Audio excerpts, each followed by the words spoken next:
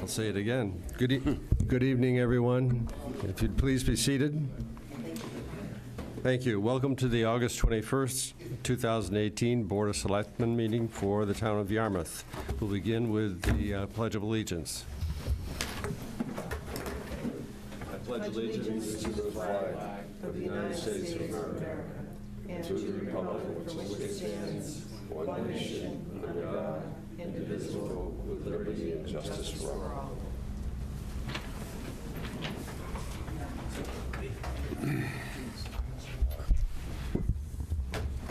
Good evening, everyone. We'll begin with public comments. Anyone who would like to speak? Yes. Vita? Vita Morris. If we get to the point where we have to continue negotiations with Vineyard Wind and you will be hiring any consultants or anything like that, I hope that the first thing you will have them do is check the mileage to the 2 points, Yarmouth and Brayton Point. And in terms of the cost estimates, the Yarmouth one should be broken out between the water part and the street or road part, if possible. To double check, I assume they're giving you something right now. I know they're trying to give you mileage. I'm not sure whether they were giving you cost.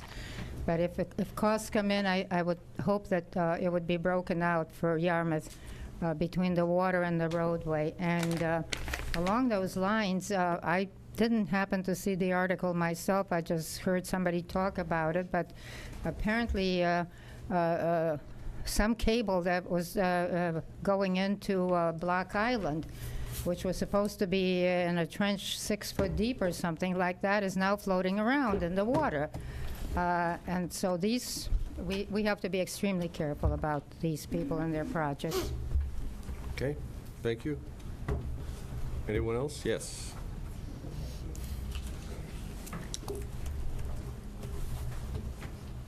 Good evening. My name is Bob Reed. I've been a resident of Yarmouth for 23 years. I'm also, I guess, a member of the golfing community. In 21 of the 23 years, this town, relatively speaking, has not sunk a dime into Bayberry Golf Course. In the last 2 years, while I don't know what the number is, I think it's safe to say that the town has dumped a lot of money in the last 2 years. It's my understanding that comes June of 2019, the town, I guess the Selectmen, are going to make a decision whether to keep the Bayberry Golf Course within the town or privatize it. Is that correct? Can I comment on that? Sure. A study's being done as to, with professional consultants, as to what options may present themselves to the town. As I understand it, the 3 things that are being considered are leave it as it is and hire another golf director. Secondly, privatize it. And thirdly, have a private management company, but still have it under the jurisdiction and control of the town of Yarmouth.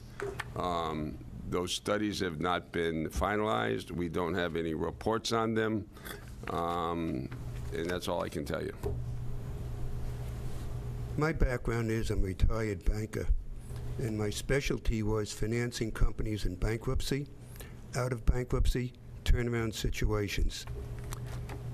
The money you've sunk into Bayberry Golf Course in the last 2 years, again being significant, please tell me why you would give the golf course slightly less than a year to turn around, and in connection with that, why would you dump in the amount of money you have in the last 2 years if on the agenda was to privatize it?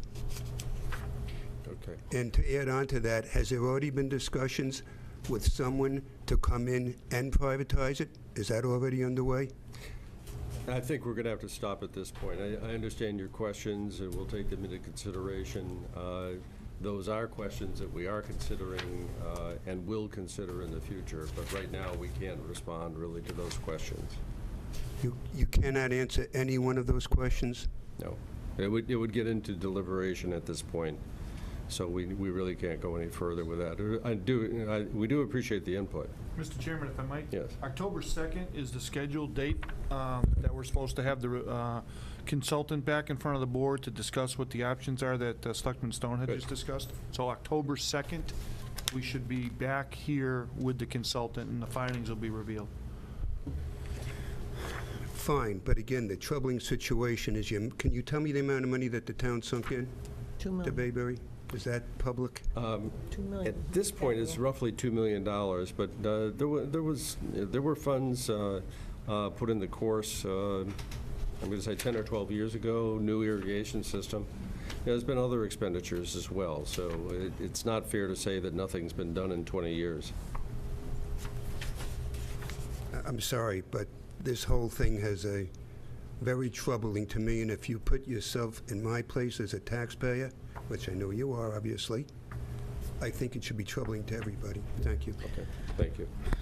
Can I just say one thing about that? I think our responsibility is to protect the taxpayers, which is why we're going through the process, Mr. Reed. The golf is an enterprise fund. It should be self-supporting. It had been for many years since the fund had been created, and last year it was not. And that was after the money was borrowed for the capital improvement. So the consultant's been brought in just so we can do the right thing by the taxpayers. That's what we're trying to do. Anyone else? Yes. Can I talk about the new recycling sticker at this point, or is that, yes? Yes, if you'd like, sure.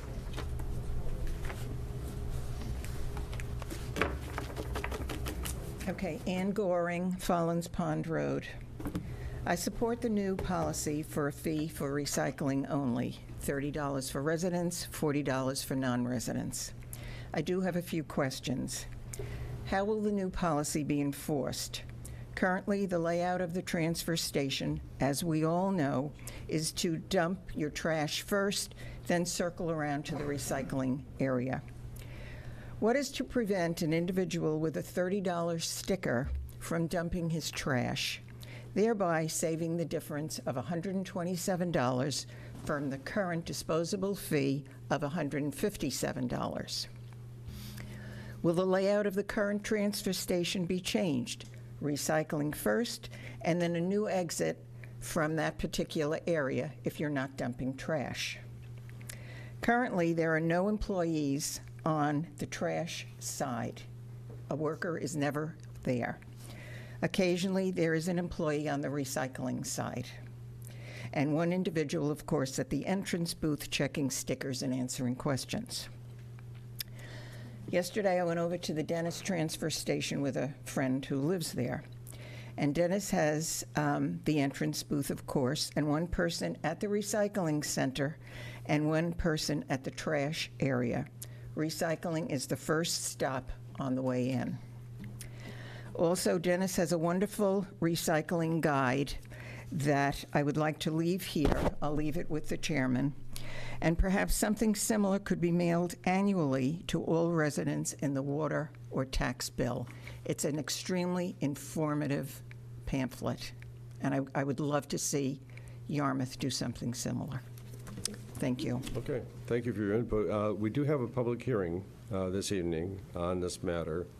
I think that's when I was going to speak. That's okay.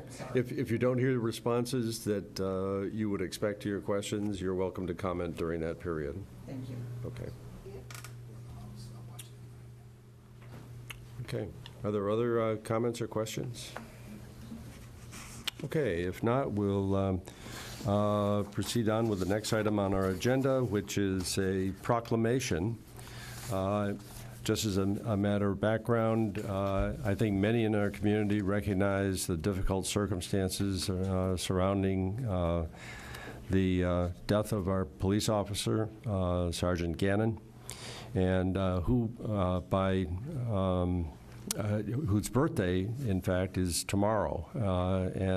So it's been a very difficult time for our community, for so many people that are involved. And We have this evening a proclamation to be read to the former officer, Peter McClelland, who cared for Nero, the dog officer that was, or the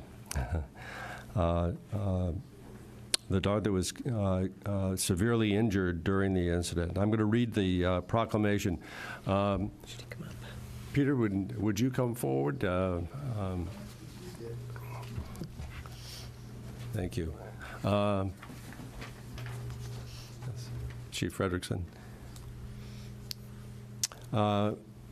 Whereas Peter B. McClelland served proudly as a highly decorated Yarmouth Police Department canine handler for 30 years before his retirement in 2010, and while serving our community, Officer McClelland became widely known as the premier police canine handler and trainer in New England law enforcement. And whereas on Thursday, April 12, 2018, at approximately 3:30 p.m., Yarmouth Police Canine Officer Sean M. Gannon and his devoted partner, Canine Nero, were shot by a criminal hiding in an attic space during the execution of an arrest warrant at a residence in Barnstable. And whereas police officers at the scene were able to extract Officer Gannon out of the attic and provide immediate emergency medical care, tragically, despite all efforts, Officer Gannon was unable to be revived and succumbed to his wounds. Police officers were unable to retrieve the badly wounded canine Nero, and he remained trapped in the attic space with the armed suspect for nearly 4 hours. Whereas during this process, a plan was developed to have retired Yarmouth Police canine handler Peter B. McClelland come to the residence and retrieve wounded canine Nero. Canine Nero was successfully recovered and carried out of the house, severely wounded, in the arms of Officer McClelland. For the next 5 months, Officer McClelland put his life on hold to take care of Nero 24/7 and continued to keep caring for canine Nero until he was fully recovered and able to be brought to the home to Dara Gannon and her family. Therefore, we do officially recognize Peter B. McClelland for his love and dedication to his fellow police officers and for helping to save the life of Yarmouth Police Canine Nero and return him safely to the Gannon family on this 21st day of August, 2018.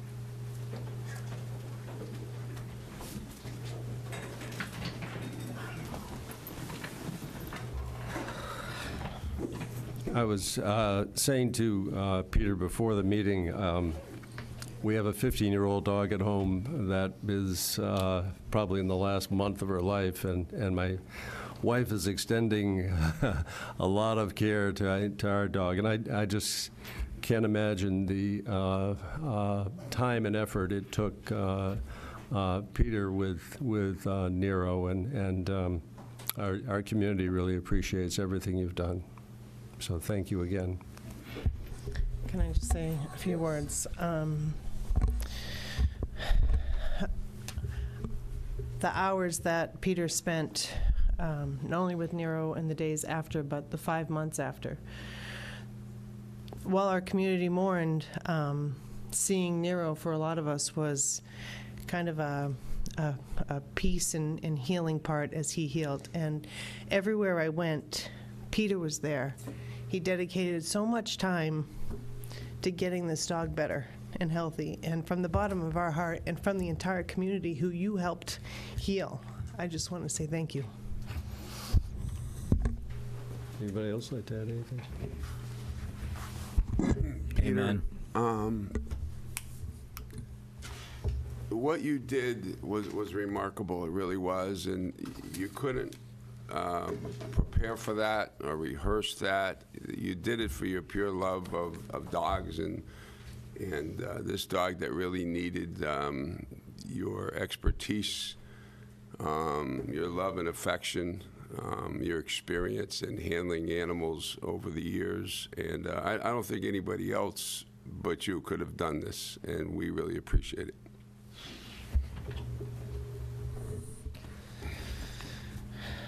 Okay, thanks again. All right, we're going to go on with our public hearing. We have a hearing on recycling fees, and our custom is to have 2 hearings on new fees. So this is the first hearing on this recycling fee. So, okay, who's going to make the presentation?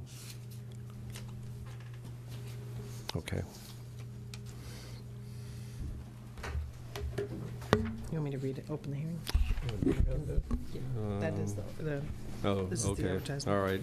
Sure, go ahead, Teresa. Sure. The Town of Yarmouth hearing notice, policy change, and new sticker fee, the Yarmouth Board of Selectmen. A public hearing will be held on Tuesday, August 21st, 2018, and Tuesday, August 28th at 6 p.m. at the Yarmouth Town Hall, 1146 Route 28 South Yarmouth, concerning a new policy for new recycling stickers and fees associated with new recycling stickers for the Waste Management Division.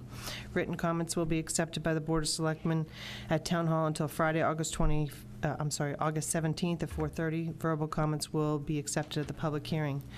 The proposed date of change would be January 1st, 2019. What they're proposing is resident recycling sticker only. Currently, it's $0. Proposed fee would be $30. And a non-resident recycling only sticker, currently we do not have one, $0 fee, and proposed $40. All legal residents of the Town of Yarmouth may purchase a recycle sticker at a fee of $30 for the first sticker per household. Second sticker per household shall have a $5 fee. Non-resident commercial stickers shall have a $40 fee. Stickers may be purchased at the clerk's office and the Yarmouth Town offices Monday through Friday. Stickers, when purchased by mail or online, will receive a discount of $5. Said stickers will expire March 31st of each year. The fee to replace any sticker will be $5. Recycling-only stickers will cover the following: small metal, motor oil, antifreeze, yard clippings,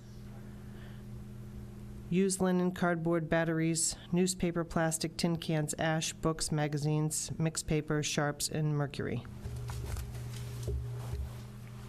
Okay. Ready? Jeff? Sure. My name is Roby Okay. White. All right. My name is Roby Whitehouse. I am the administrative supervisor for the DPW and the supervisor at the Waste Management Facility.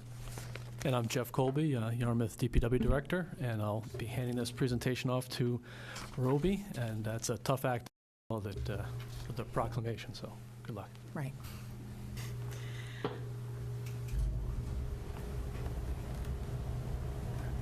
Thanks, Jeff.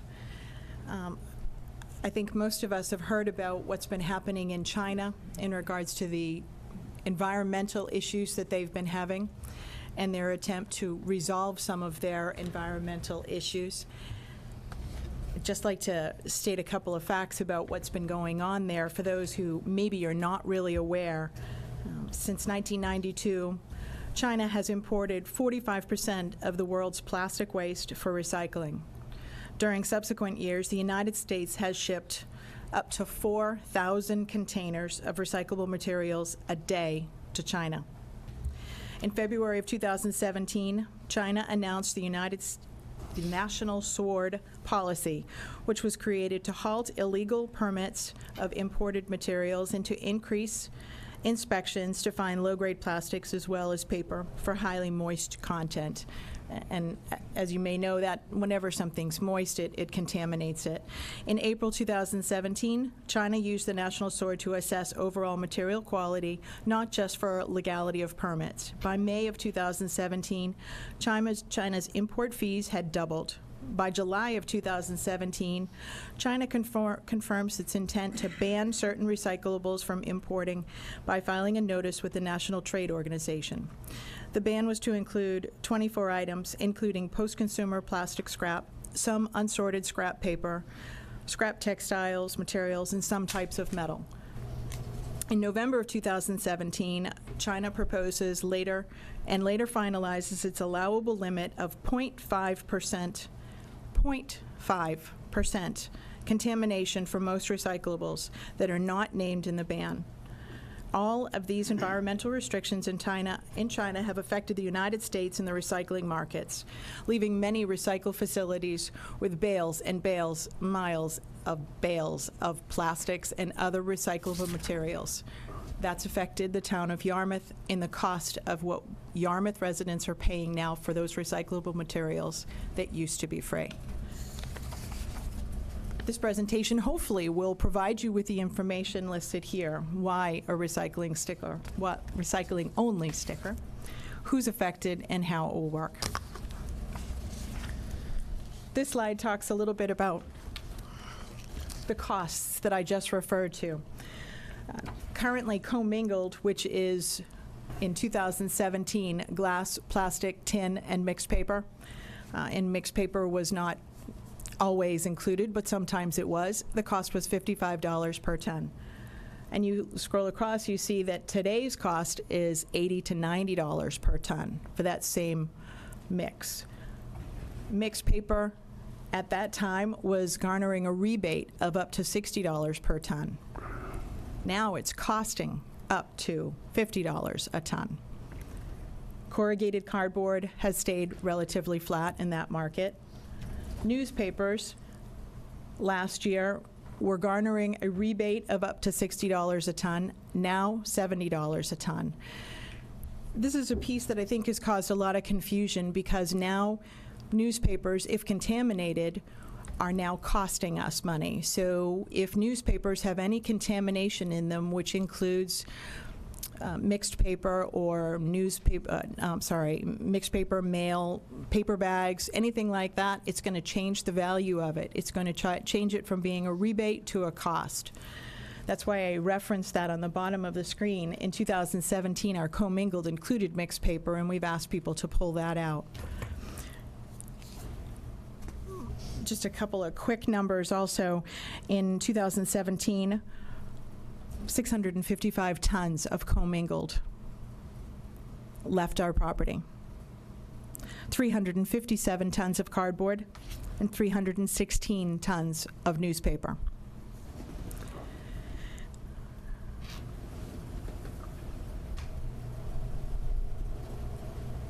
The cost is affecting us. Also referenced here on this slide is how our fellow towns are dealing with recycling. The prices that are listed here were found on these towns' websites of the prices that they're charging, and usually it's in reference to the sticker and how they're suggesting that it's handled. So Chatham charges $5 for a sticker for residents. Harwich charges $20. Orleans $25. Mashpee $25. Dennis $35. And a couple of the other towns are pay-as-you-throw, so theirs is an annual sticker, but it does include their recycling. The last town, Barnstable, doesn't charge anything, but there is some speculation that they may be charging in the future, but they do require a recycling sticker.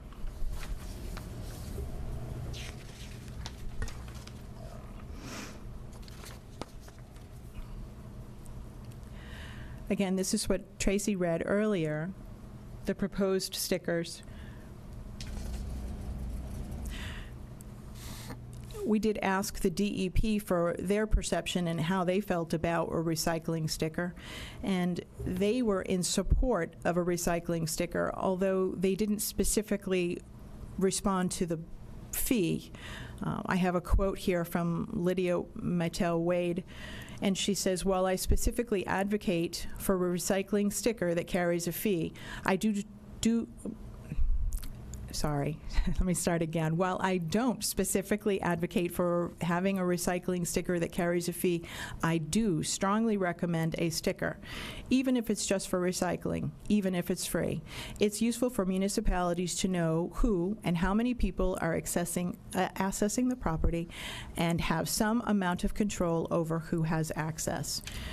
I think that a recycling-only sticker fee is a good idea that munis can appreciate and appropriately set a fee for particular service being used, and again, accurately track the use of their programs. So DEP is in favor of some form of tracking of recycling. So again, in this slide, I'm trying to quantify who is affected by this recycling sticker. And I think that there has been some confusion over the past few months that we've been talking to people about it. And we want to make people understand that those who would be interested or would be affected by this are the folks who do not purchase an annual sticker. It's only for the people who do not purchase an annual sticker and come to the disposal area and say that they are recycling only. In that section of the document that Tracy read, there are several occasions where it says recycle sticker. Since the last meeting, the Recycle and Solid Waste Advisory Committee has recommended that perhaps the word only could be inserted into several locations in that policy that might make people more clearly understand that it is only for those who do not get a sticker.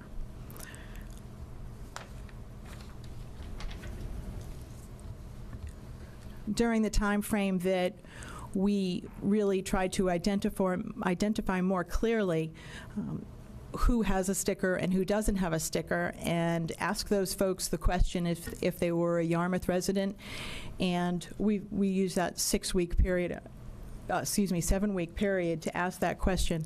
And we found that we had many people who come to the disposal area from our neighboring towns because they found it convenient, and we found that we had to ask them to please go to their town. They were frustrated because their towns were asking for either a fee or for them to have a sticker. We do have a policy as part of the policy that says that all waste must originate here in Yarmouth, so we recommended that they go to their own disposal areas. But we asked folks about their recycling habits and how they disposed of their trash. There were a lot of interesting comments. Some said that they were so anxious to recycle that they have pickup, but their pickup service didn't provide them with an appropriate recycling source.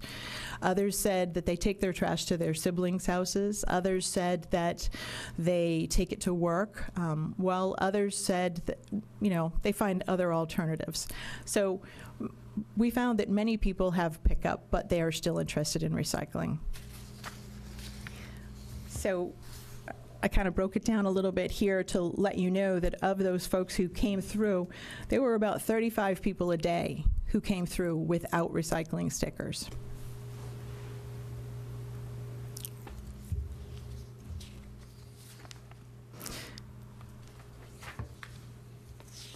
And again, just to speak to who this would affect, there are approximately 12,000 single-family residences here in the town of Yarmouth.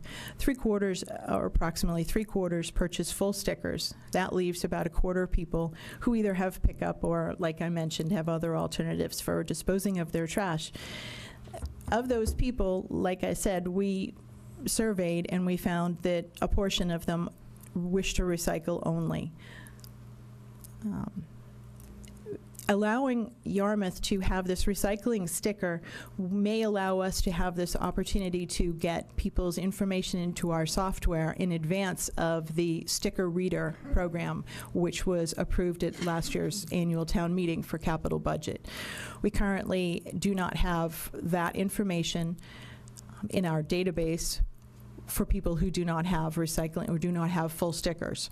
Of course, once that system is in place, we would no longer require a full sticker to be placed on a windshield. It would be based on the license plate number, and the cameras would read that information, and it would allow us to prepare that software to recognize whether someone has a full sticker or they have a recycling sticker.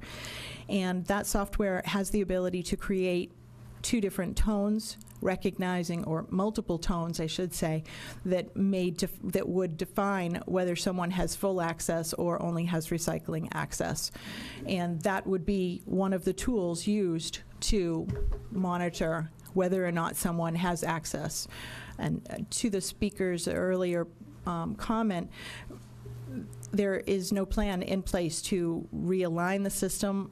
The way the facility was set up and the way the cans were set up, there really isn't a system in place to rotate whether recycling is on one side and trash is on the other side. So the use of this license plate reader would be a good tool to authorize and recognize who has which type of sticker. So in this slide, I'm trying to also quantify that this is not about a huge financial coup as far as who might potentially purchase these stickers. We can't say how many might potentially purchase them, and maybe it wouldn't be 300.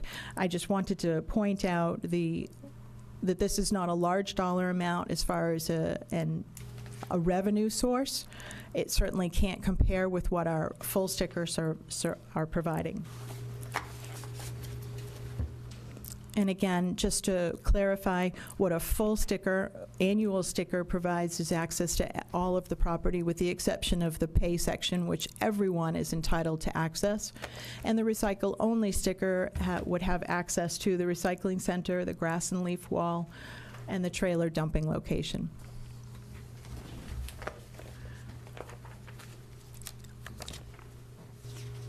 While I think it's clear that recycling is the right thing to do, and I think we can all agree that it's the right thing to do, it's important to note that it's not free anymore.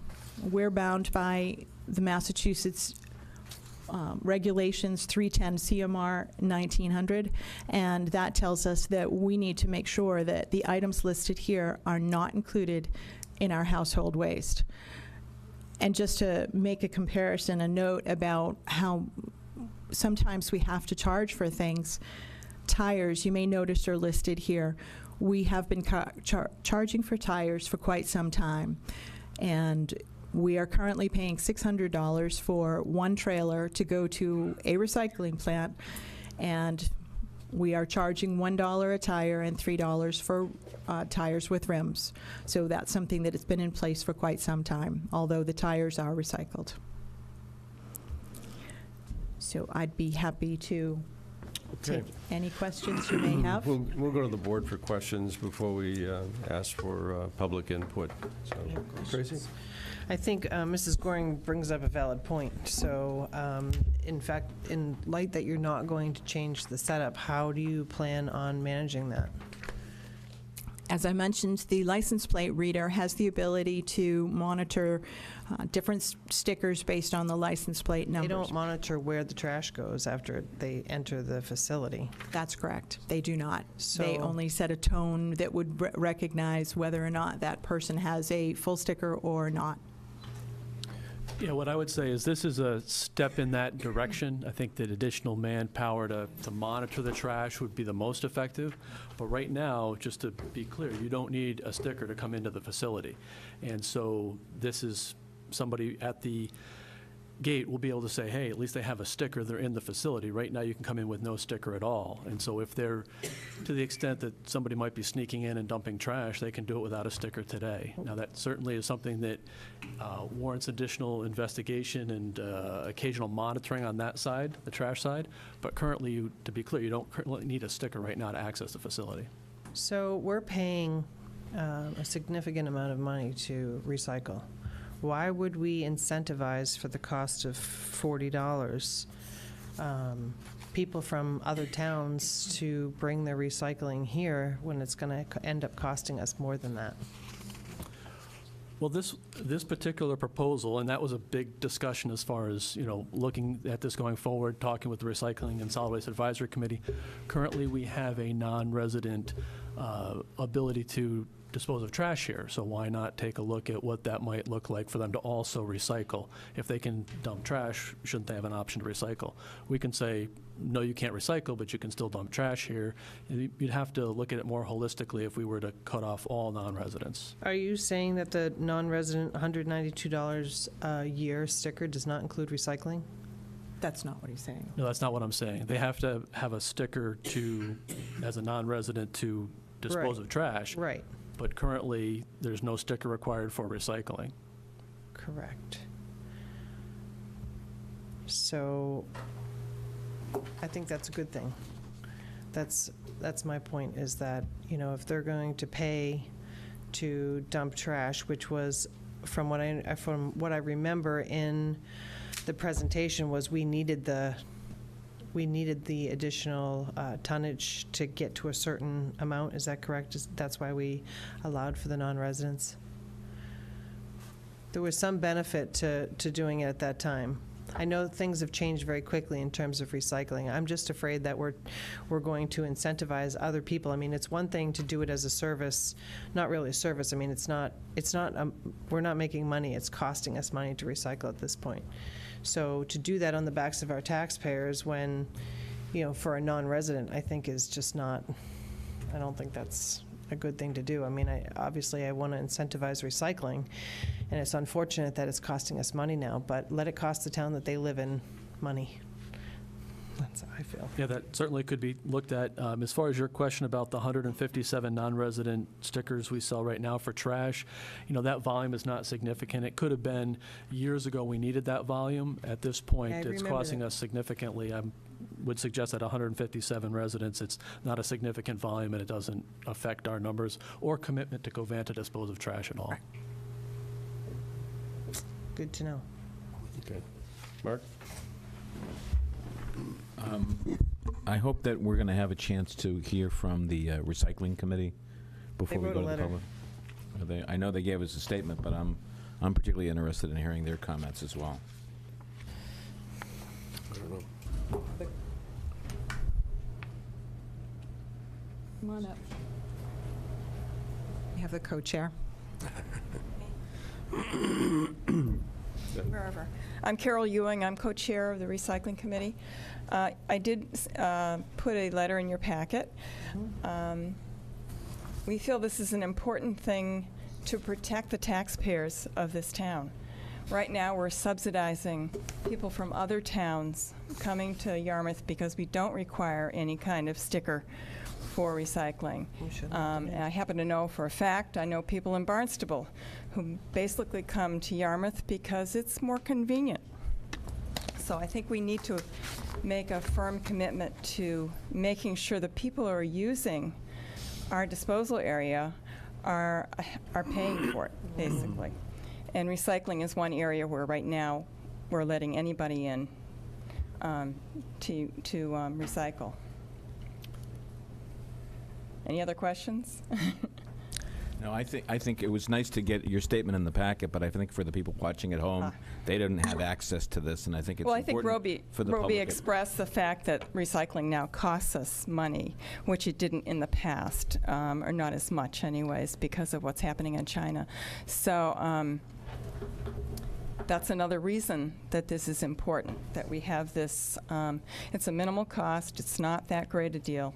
I think it will help us identify who is using the disposal area, which we really don't know now. I guess I'm completely confused as to why we let people just come in and recycle without, why? I mean, at one point in time when we were making money, but why is that policy continued when it's costing us money? If they don't have a sticker, they shouldn't be allowed in the recycling center. Well, the policy we have, which is what the board adopts, allows it right now. So we're certainly here to talk about that. Yeah, That's okay. certainly something that needs to be reconsidered, Yeah. absolutely. Thank you. Did the recycling committee consider that option of just saying you can't recycle anymore, given the fact that it costs the additional amount? We talked about higher fees for non-residents, but we didn't talk about specifically excluding them. Is that what you mean? Right. Yeah. No. And so you didn't really discuss banning non-residents No. or residents who just want to recycle? Mr. Chairman, Yeah, sure. as a variation of his question, and I was going to ask it, but I might as well ask it now because I think it links to Norm's question. How do you know that the non-resident fee that you're going to charge is going to be able to absorb the loss that you're going to have from non-residents dumping their recyclable materials in our landfill? How did you come up with those fees? What did you base it on? And how do you know whether that will be enough to absorb that additional traffic? And back to Norm's question, would it not then be better, if you don't know the answer to that question, just to eliminate anyone that's a non-resident from coming into the landfill to use the recyclable disposal area? We didn't base the discussion on cost analysis. And I think you may be right in that perhaps we may want to think about just excluding. I do have concerns about people who really do want to recycle, and giving them that option, particularly people who are visiting for the summer and may want to continue to recycle. So I assume they would be able to get in with a sticker. I'm lost here. Yeah, well, my comment about the non-residents would be at $40, although we don't know, the big unknown is the number of users, and that's a big factor in that equation to figure out the total cost and how that should be borne by the individual users. But what I would suggest is that $40 for a non-resident, that is higher than nearly all of our neighboring towns, certainly Barnstable, certainly Dennis, and because of that, they're more likely at that high bar to recycle more inexpensively at their home community. So I suggest that if we do look at or continue to look at the non-resident recycling sticker, we just keep it at a bar that's higher than the neighboring communities. That'll encourage them to go elsewhere. Until we establish this recycling sticker, we won't know the numbers that are going to want to use it and gain that sticker. But this is a step in that first direction. Who are we considering a non-resident? Are we considering a non-resident a person who lives elsewhere but owns a home here? That's represented.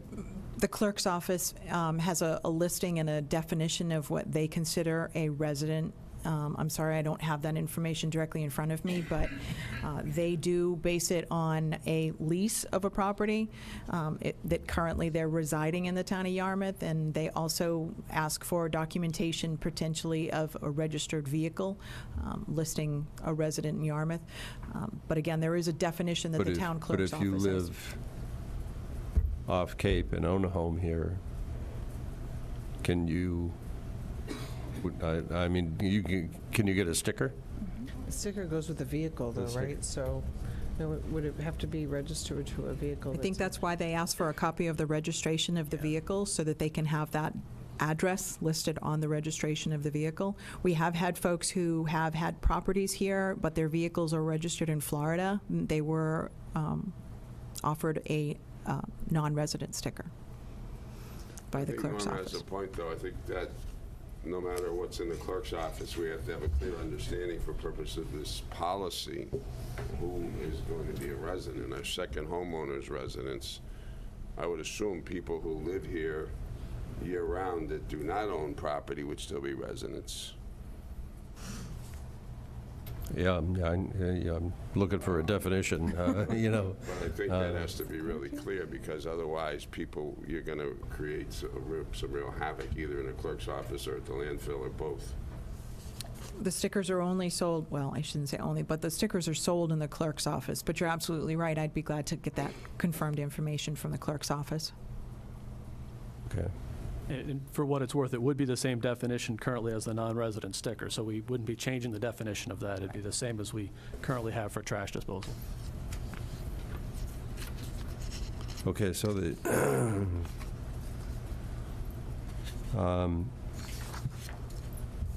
right now, a person that owns property in town but is a non-resident has to buy a non-resident sticker? I'm just... Help me here, because I just don't recall what the fee structure is. They would have a resident sticker, wouldn't they, if somebody owns a second home here? I'd have to confirm with the clerk's office that information, because we don't sell those stickers at the disposal area. You get a resident beach sticker, people that own a home here, second home. I can certainly have that answer for Assume you. they could get a dump sticker, too. Yeah. Sure. I can I be would sure to think have so. that answer for you next week when we meet again to talk Okay. about this. Okay. So I can clarify that. But the same, whatever that principle is for the full sticker, non-residents would be that was what the proposal was, that it would have the same requisition for the recycling-only sticker. I think one of the real fundamental questions here is, what are we trying to accomplish with this new policy? Because we don't have any financial analysis. We You're can't absolutely say that even if you assume 300 stickers that you're going to sell and you come up with a definite figure, there's been no analysis as to what the actual cost of these people coming into the landfill to dispose of recyclable materials costs the town. If anything, we don't know that. So it seems like there's been no quantitative analysis to support the fee increase, at least. It's difficult to quantify it when you don't know how many people are coming in and recycling only, or what the volume is that they're bringing in to recycle. The staff is not weighing what they bring in. We are asking, and that's why we did take that period of time and ask people whether or not they were residents, and really try to get to that subject, but it's very difficult to get that volume of what each individual person is bringing in to come up with that figure. And we're really looking to find out who those people are that are interested. But even after we have those stickers, we still may not have that volume to be able to make that quantitative decision. I think one of the benefits that I could see is that you would get them people, by selling these more limited stickers, into the database for purposes of the scanning of license plates. I can see that, but I'm not so sure as I can see the rational basis for the fees, what it's based on, what the costs are, which is normally part of the discussion that you have when you're talking about fee increases. When this sticker was originally proposed by the Recycling Committee last year, it was proposed to cover the cost of the printing of the sticker. Since that time, recycling fees have gone up drastically. And over the course of the year, the Recycling Committee has been reviewing the prices that the town has been paying for those recycled commodities. And that has really stimulated the conversation and changed the dynamics of how they've looked at what that fee might potentially be. Again, there really is no real yes or no. It's comparing what other towns are doing.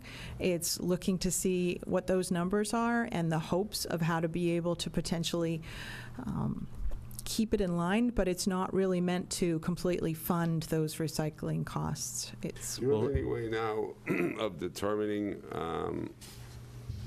whether people are coming in here without stickers under the auspices of recycling and then go and dump trash into the other part of the landfill? People are coming in and saying they're recycling and dumping trash in the recycling bins. Wish cycling. Yeah, they are. Are they doing that too? We're definitely. And is there any way we can stop them from doing that under the current system?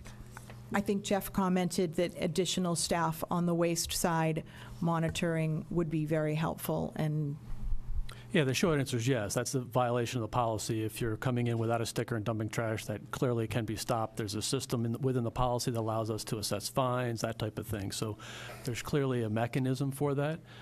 Is it a significant problem? I'd suggest that it's not, but it's certainly something that we could do a better job monitoring for sure. So, I think, well, first of all, let's clarify. Residency includes people that own property here but live elsewhere.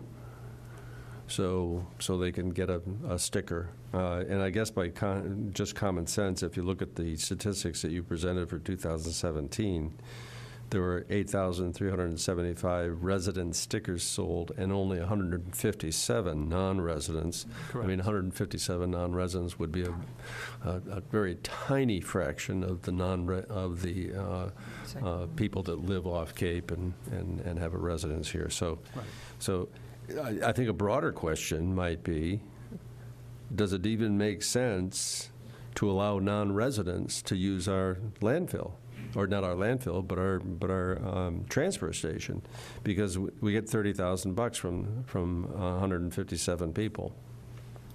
If we look at what our total volume of recycled material is and what the total revenue we get from that, we ought to be able to come up with the revenue and the cost of doing that in total.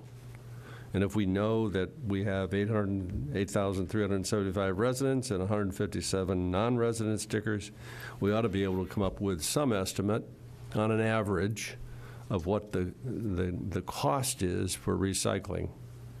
If it's costing us more than the revenues, we ought to be able to calculate that and relate that to what this suggested charge is and determine whether it makes any sense whatsoever. I mean, we have to assume something. So we ought to be able to look at the averages and for the total number of people that are using the transfer station and make some assumptions and do the calculations. And I think then we can make a better decision on whether we should even be allowing those folks to come in and do any recycling whatsoever. Well, we certainly could, this is a policy question for the board, obviously. We certainly could set the sticker rate at what would cover the costs, but the question I think you're asking is, should we even have a non-resident sticker at all? And that's Right. a policy question. Yeah. That is what's behind the analysis for the trash stickers, for the disposal stickers. At $162 for residents, that is subsidized by the C&D and other materials we bring Sure. in when we look at the overall cost. The $192 is an attempt to more accurately capture what the trash disposal costs are relative to usage for those residents. So that Right. Basis of that has been done for the trash. What I'd suggest is if we did that for recycling, it'd be slightly higher than 40, but the question is, do you want to even have a sticker for recycling or not, or do you want us to do the analysis for the right number for that non-resident? Yeah. You know, I think the point that Tracy was getting at earlier in terms of, okay, you let them in the door, how do you know what the heck they're doing? And even though the computer system might beep or beep twice or ring or whatever, you know, unless we have people standing there and listening to that, we're really not going to have an awful lot of control over what they're doing. And if they decide to stop and throw out a couple bags of trash, you know, nobody's going to say much to them if they've got a sticker on their windshield. You know, I think I think we need to have all the information in front of us for the next hearing and be sure that we have everything straight on it before we make a decision. You know, I'm troubled, and it's another subject, but I'm troubled still by what goes into the trash that should be going into recycling. And the volume of cardboard, just as an example that I see in the going into the trash is enormous. And you know, I think that the lack of oversight in that area is an issue. So, I don't think just having a you know, a license plate recognition system, unless we have people there to follow up on what is being recognized, the license plate recognition system is going to be a waste.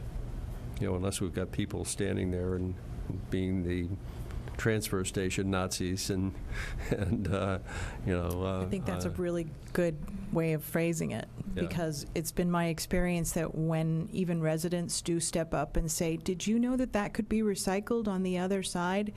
They nearly get their heads chopped off They by do. residents That's who are right. very frustrated and feel as though it's my trash, I can do whatever I want with it. And it's frustrating as it is, and putting up banners and referencing the DEP permitting and explaining to people the cost and the values and really trying to put an education out there, it doesn't really make any difference. And the hostility is something that staff try very hard to avoid, but we really want to make sure that we do the right thing. And I agree with you. It would be great to have someone on that other side. I can tell you, as someone who stood on that other side and done that job, it's kind of depressing. Yeah. Well, there's nice ways of doing it, and there's difficult ways of doing it. You can give people warnings, and you could put a sticker on their sticker, and so that you recognize people that repeatedly come in and abuse the intent of the regulations. There's probably ways of dealing with that are less confrontational. But We have to go to the public about. yeah, we need to go to the public at this point. Thank you for your input. Thank you. Are there any comments from the public regarding this? Yes, Tom. What's your percentage on the ratio of non-resident stickers? Hi, Tom Sullivan, West Yarmouth.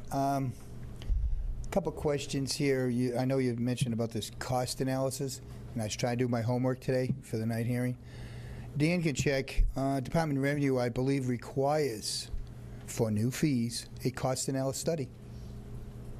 So you could check with that with the Department of Revenue, but it is a new fee, and it would require a cost analysis study. I could see the tonnage here, whatever. I know a little bit about the rubbish business. I spent some years in it 30 years ago. So I do know it fluctuates a little bit with market demands. So that part there, I think, would require a full study, so to see what our costs are, to come up with a $30 or $40 fee. The second question I have is, where does the money go? This is a user fee. Would be a user fee. Where does the money go? Yeah, all of the sticker fees currently go into the general fund. This is not an enterprise fund. This is a My general question fund is to the supported board, why isn't the landfill put into a offset account, like recreation? Because the monies would go, it's a user fee, it's used for the landfill, that particular entity. I read that today about that, and I believe that Emerson case in Boston kind of highlights that a little bit. The user fees are supposed to be used within the entity. That goes back to 1983. I was looking at that first. I was at the landfill yesterday, and I did talk to a couple of people up there when I saw about the user fee. And I did ask him, how can you tell right now if they're using recycling or rubbish? And they do submit that they do know who's coming in on a regular basis, and they watch them. Okay? Now, they're a good crew up there. They're pretty on the toe. But yesterday I was doing cardboard, putting in the cardboard bin, and it was a car from New Hampshire there. And he had everything tied up.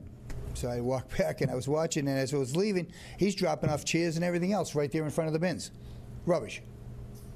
So I was going to say something to the girl, but I didn't really want to ruin her day, because people do get on the hot under the collar. Now, I read this presentation tonight, and there's another question. I do have reservations on the plate scanner, because that plate scanner is going to go to where the car is registered, period. It doesn't say that they got a house here. It goes back to their home of record. That's where I think the police can use it to find out who the car is registered to. But it doesn't actually show if they are property owners here in Yarmouth. So you're going to have to show tax bills, water bills, or whatever. That when they get their sticker. They still have to get a sticker. They have to prove all that stuff to get a sticker, Tom. Okay. So I'm then, just saying- when they go through the scanner, it will say whether they've purchased a sticker and been through that process. Okay, the last thing I brought up, things can get hot and heavy up there. I noticed there's a provision in this for fines.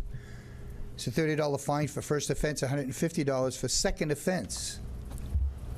And it's up to the chief or his designee so they can write citations. Who up there can do citations now? Is there any at the landfill doing citations? We have not done citations in recent years, but we have the ability to do so. So you're going to have to do this now, so you're going to have to train people who you suggest to the chief, so the chief can make the official designation so they can write tickets. We have that ability to do that now. We just haven't had to do that in recent years. Because that's going to cause some... And we're not proposing to change that. That's in the policy now. All right, but that, I noticed, where that's the enforcement of it. And to brought up with the previous open meeting about, I suggested, and I brought it up with one of the guys there, I think that maybe suggest to move the recycling to another section of the landfill, away from it, to avoid headaches. Try to guess who's and who's not. Because as you go in now, you go to rubbish, you come right out, you're going to recycling. You got plenty of room up there, you can, on the other side of those brick walls, to set up the recycling bins over there. So if they only have a recycling sticker, then they can go in over there. And they stay away from depositing rubbish like I saw yesterday. It's only a suggestion. But it causes less headaches for the people that are working there, too. Right. We're definitely looking at flow improvements and location improvements within the facility. We've reached out to our consultant that does the solid waste inspections for us and asked for some recommendations relative to improvement. So those are certainly things we're looking at. We think that even with the flow improvements, you'd still need to control the access relative to having a recycling sticker so that everybody that comes to the facility has some kind of sticker anyway, even if they're going in a different. How did you come up with a $30 fine for it? Because I think that should be a little bit higher. Just to mean something, I think a $100 fine first offense, maybe $200 for second offense. We're not really looking to talk about the fines tonight. That's in the policy currently. Right. We're only proposing a recycling sticker. All right, but that should be looked into. At some point in the future. Just to recap, I think that there has to be a cost analysis done to come up with the cost of your stickers. And maybe this should be done with the whole landfill now. Right. Okay. All right, and the other suggestion is put this in a debt account, Offset account. you're offset talking about. account. That should be done. That way you have more control of the money, you know where the money's going. If there's anything left over, of course, we, at town meeting, will transfer the money back to the general fund. Okay, thank you. Yeah. Okay, other input? Thank you, Mr. Chair. Tom Nicanolo, Bass River. I've been going to that facility all my life. My grandfather used to take me shopping there. And I believe Jeff was advocating a license plate reader, and I think we should probably bring that back to the table. Seems very sensible to find out who's going in and out of the facility with a license plate reader. Thank you. Okay. Thank you. Okay, Vita? It's kind of a small thing, but the reduction in the fee that is offered for people who will get the stickers online, isn't that going to the wrong segment of the population? I mean, the people who don't have computers and, tend to be probably the older residents and what have you. So I just wonder if that's the correct aim. Okay. Any other public input, questions? Yes.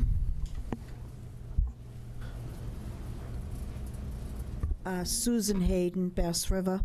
I have been up to the landfill many times, and when I'm there are people who are what I would call small independent contractors. I've seen people come in with the wooden trailers loaded to the gills with all kinds of things like you clean out of someone's garage, and they're just going ahead and dumping.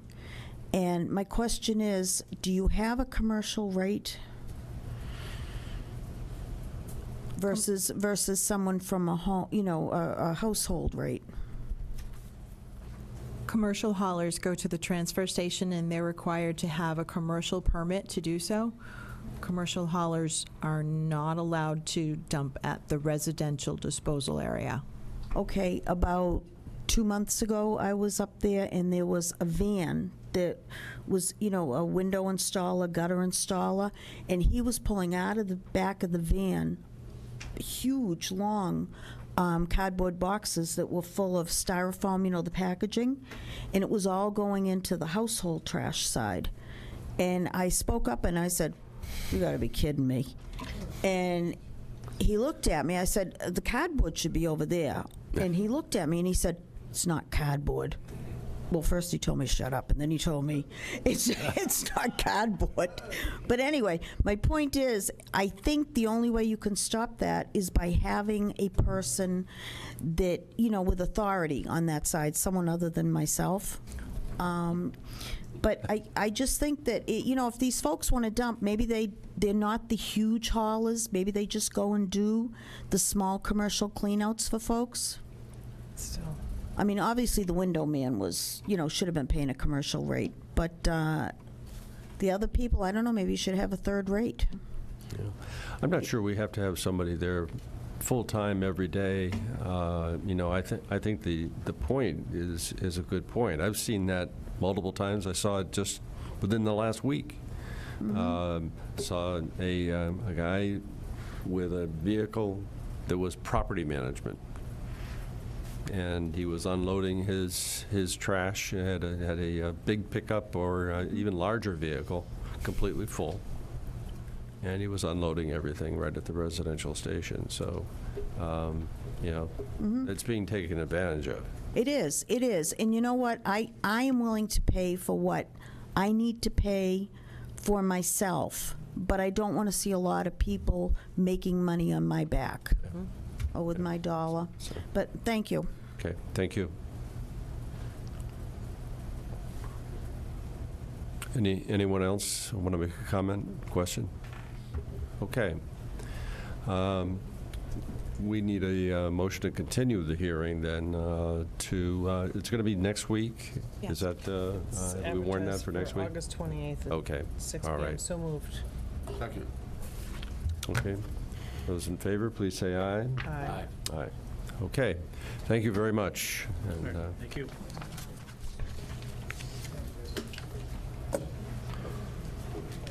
all right, we're going to go on to the next public hearing, which is for the Bass River Grill Entertainment Amendment, or entertainment license.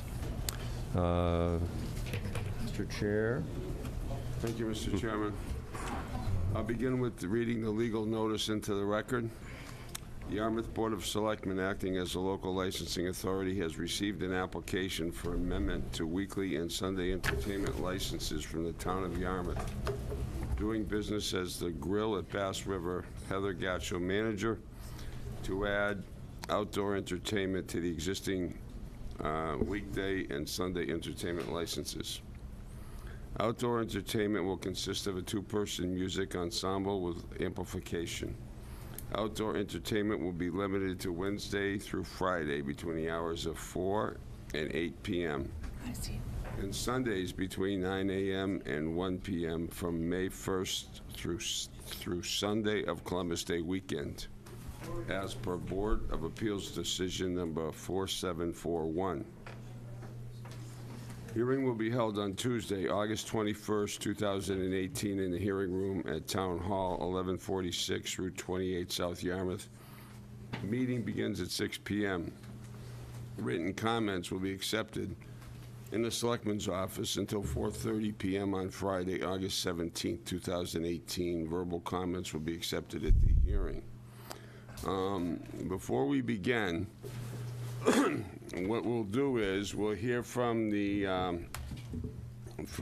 representatives of the town, and then there has been a fair amount of public comment by way of emails and letters, which I'll read into the record or summarize for the record, and then we'll go to the public and then to the board if that's acceptable to everyone. That's fine. Okay. Thank you, Mr. Stone. Pat Armstrong, Director of Community Services. With me tonight is Jim Armentrout, Director of Golf. We come before you after a nearly 7-month effort to change the entertainment license that presently exists at the Bass River Grill, High Bank Road, 62 High Bank Road in South Yarmouth. Presently, the grill is allowed indoor entertainment until 10 o'clock, 7 days a week, through hours of operation. We put a request into the Zoning Board of Appeals to extend and give us a variance on that and allow us to do outside entertainment in a limited offering. That entertainment was suggested to be allowed on Wednesday, Thursday, and Friday from 4 p.m. to 8 p.m., and on Sundays from 9 to 1. We left off Saturdays, and we didn't want to go beyond 8 p.m. in the evening or on Sundays after 1. The music was permitted for May through the Sunday of Columbus Day, as you stated, and we are to return for a review on July 4th of 2019 and of 2020 to see if the relief granted will be extended. So we're on a one-year relief restriction, and we are not allowed to have more than 2 people performing at one time. So any group could consist of only 2 people. And the amplification is to be moderate and not invasive. The Board of Appeals was very diligent in their work to make their decision regarding this request. So we went before them the first time, and the board asked if we would give them an example of what type of group we would have out there. So we went back, and on June 23rd, we hired a 2-piece band.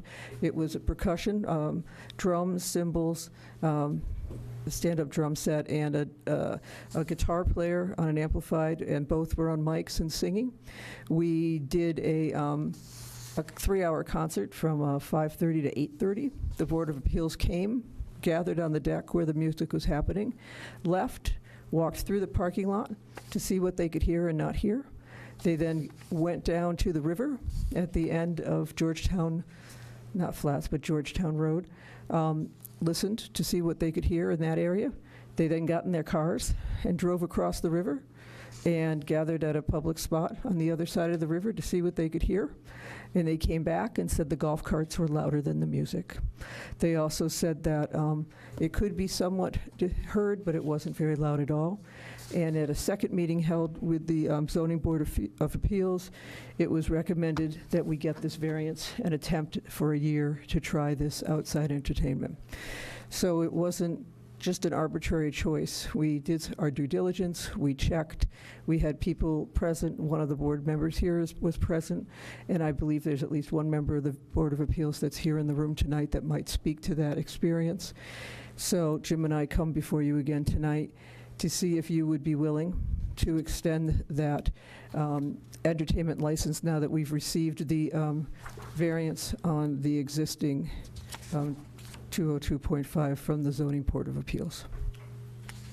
Actually, Pat, you indicated that the board granted a 1-year variance. It's actually a 2-year variance, subject to 2 annual reviews. Certainly, yes, they're right. I'm sorry, I misspoke. That for the record. I misspoke. You're right. We have to come back every year. Well, actually, I think we hired a 3-piece band, but only 2 of them showed up. I think that's irrelevant. Thank you. We, as Pat said, we've been working on this for a good long time.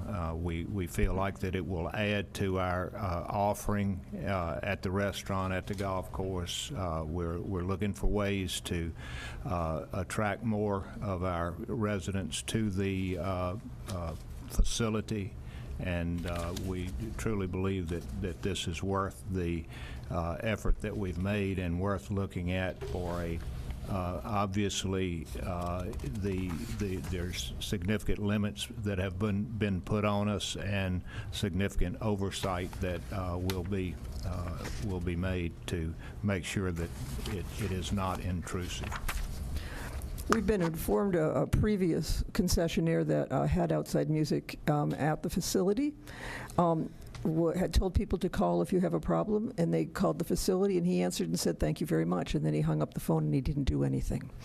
And he upset people, to a point where trust was greatly lost. And the trust was lost in the town, though it wasn't the town that was not addressing the concerns of the community. So being sensitive to that and knowing that previous harm had been caused, we, as a group, have been trying to be very sensitive. We've tried to talk to the neighbors. We invited the neighbors from the Yarmouth area to come in, and we had over a dozen attend that concert on the 23rd that evening. We talked to them. They invited us onto their property to hear the noise, and they were very positive. I know we have letters tonight of others that aren't, but I'll say there was over a dozen homes represented that evening. And we don't want this to happen and then say, aha, we got it. We don't want calls from the police. We don't want to upset our neighbors. We don't want to cause disruption in our neighborhoods. We want to add something that background music, quiet, adds to the character and of what's happening in the culture at the grill. We're not looking for bang-bang dance parties with blinking neon lights. We're looking at something quiet and mellow, and again, we're sensitive to the concerns of our neighbors, and we want to be good neighbors. Okay. Anything else in terms of your presentation before I read the letters? No, sir. Okay. Okay, the first one is an email from, and some of these are from Dennis residents and some of them are from Yarmouth residents. First one's from Tom and Amy Smith, S-M-Y-T-H, from West Dennis. They said their home's located directly across the river, and it's well known that open water enables sound to travel further and more clearly, and any amplified outdoor entertainment is guaranteed to provide a nuisance to neighbors. And asks us to seriously consider those consequences. The next one, and that was, I don't know if that's that was August 15th of 2018. Next one is an email from Scott Burrage, I think it is, B-U-R-R-A-G-E, 65 Horsefoot Cove in West Dennis. Email of August 14th, 2018. He lives along the river. He's opposed to any outdoor amplified entertainment that would interfere with the quiet enjoyment and use of his property. He thinks the music will be a nuisance to the community. He lives across the river from the golf course and can hear nearly everything that happens over there, especially on a calm day. And he is against the license. Next one is an email of August 13th from Elisa, I guess it's Saccardo, S-A-C-C-A-R-D-O.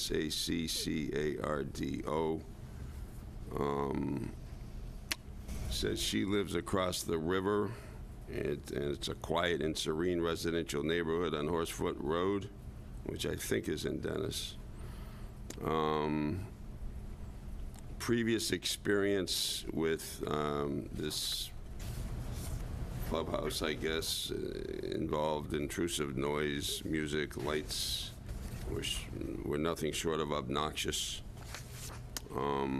This would be an enormous nuisance to her family, which is 1,500 feet across from the water. She feels that she has a right to select her own music or none. So that's that one. The next one is an email from Arthur Husk, H-U-S-K, August 13th, 2018. He says, as we learned at the zoning meeting on June 28th, Patricia Armstrong, the Director of Recreation in the town, has a directive to bring money in for the town of Yarmouth. And he feels that the voting on this issue by the Board of Appeals was biased, I'm assuming because there's money that would benefit the town. He says state law has a restriction that noise cannot travel beyond 150 feet from entertainment sound. He says with entertainment on the outside patio, the sound travels across the river more than 150 feet. That's a confirmed fact. The request was already voted down by the Yarmouth Board 5 years ago when reviewed by Yarmouth officials. Nothing has changed since then to reverse that decision and allow outside entertainment. The Bass River Golf Course can still have the tables and entertainment inside the venue. They have not even tried having the entertainment inside the venue, which apparently, according to you, is not the case.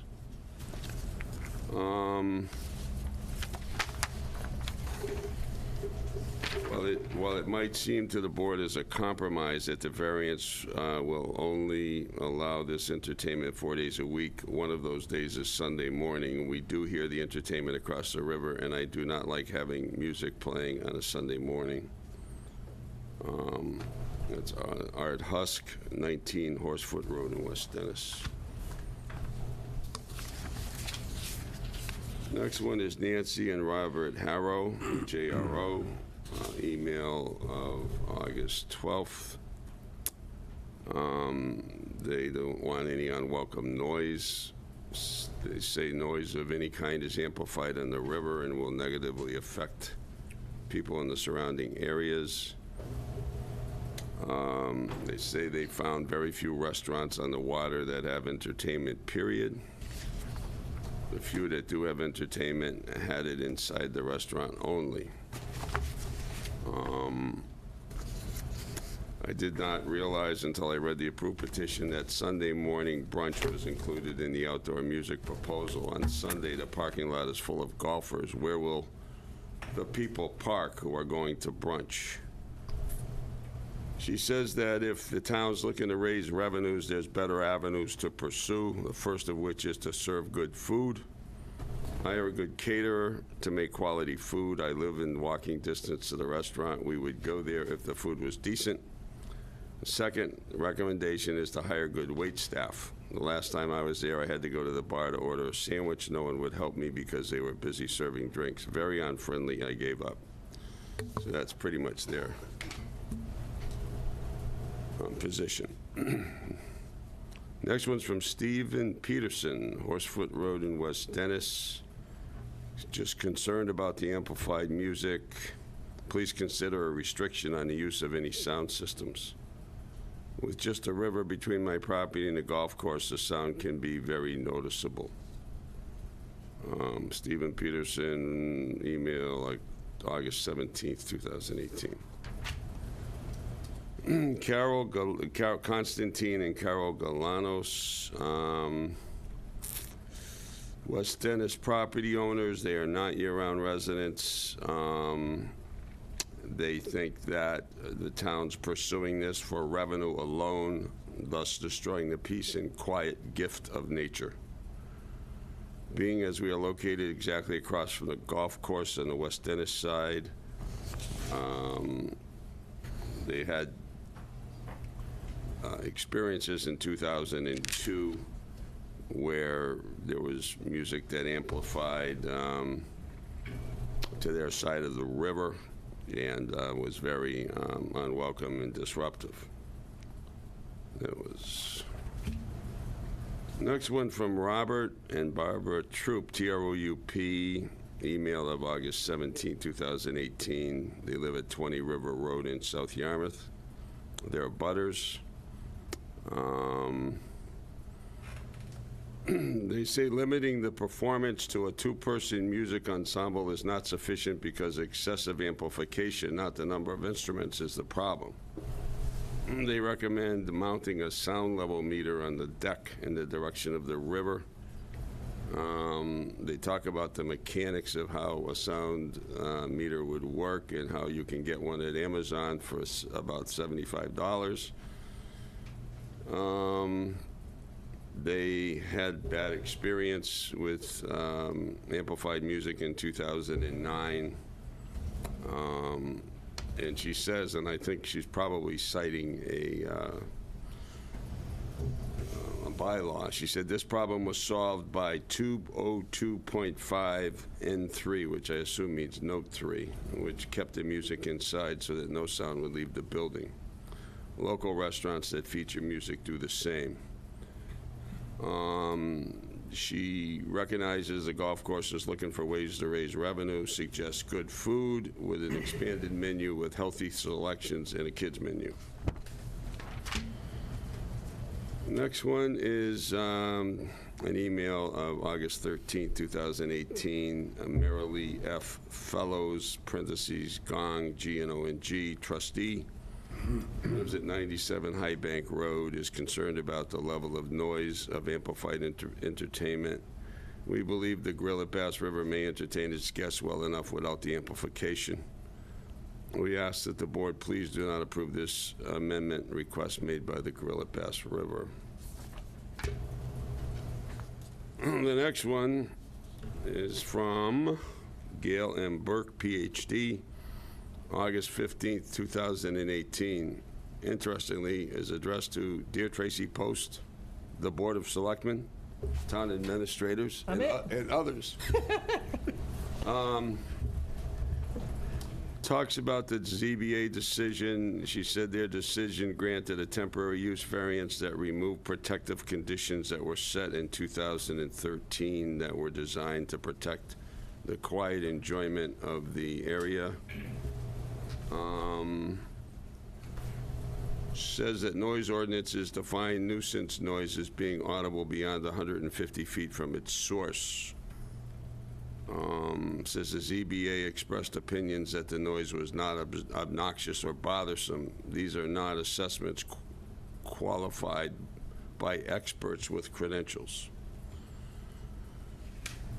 He said previous licenses issued to the golf course have been consistent with Commonwealth of Mass regulations, and read that noise must be contained within the building, all in caps. Noise must be contained within the building. The selectmen are the licensing authorities that can correct this situation at the Bass River Golf Course. You did so at town-owned Flax Pond Recreation Center, where a very similar request for amplified outdoor entertainment was not granted, and all amplification was licensed as contained within the building. For improving quality, suggests improving golf and menu options and enclosing the space under the existing roof to contain the nuisance noise. She says there's small investments that have a strong potential for returns, and asked the board not to grant this license. Joan and Charles. Mike, is there anything new in the remainder? Yeah, some of them. They're all a little different. This one's very short, and then I just have one after that.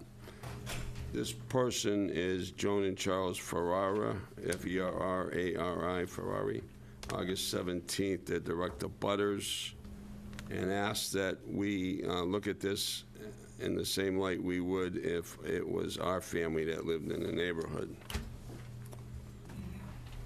The next one is Charles Burke, 15 Horsefoot Road, West Dennis. It's a lengthy one. It's 3 pages long.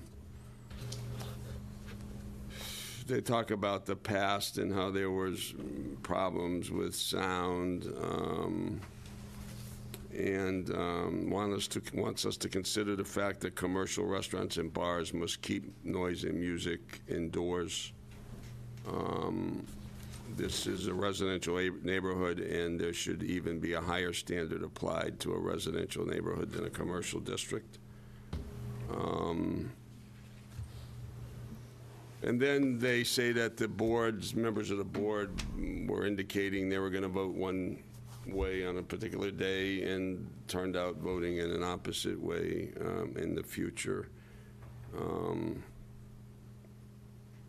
And says that really the ultimate remedy should be to enclose the area on the deck and have the music in a confined space.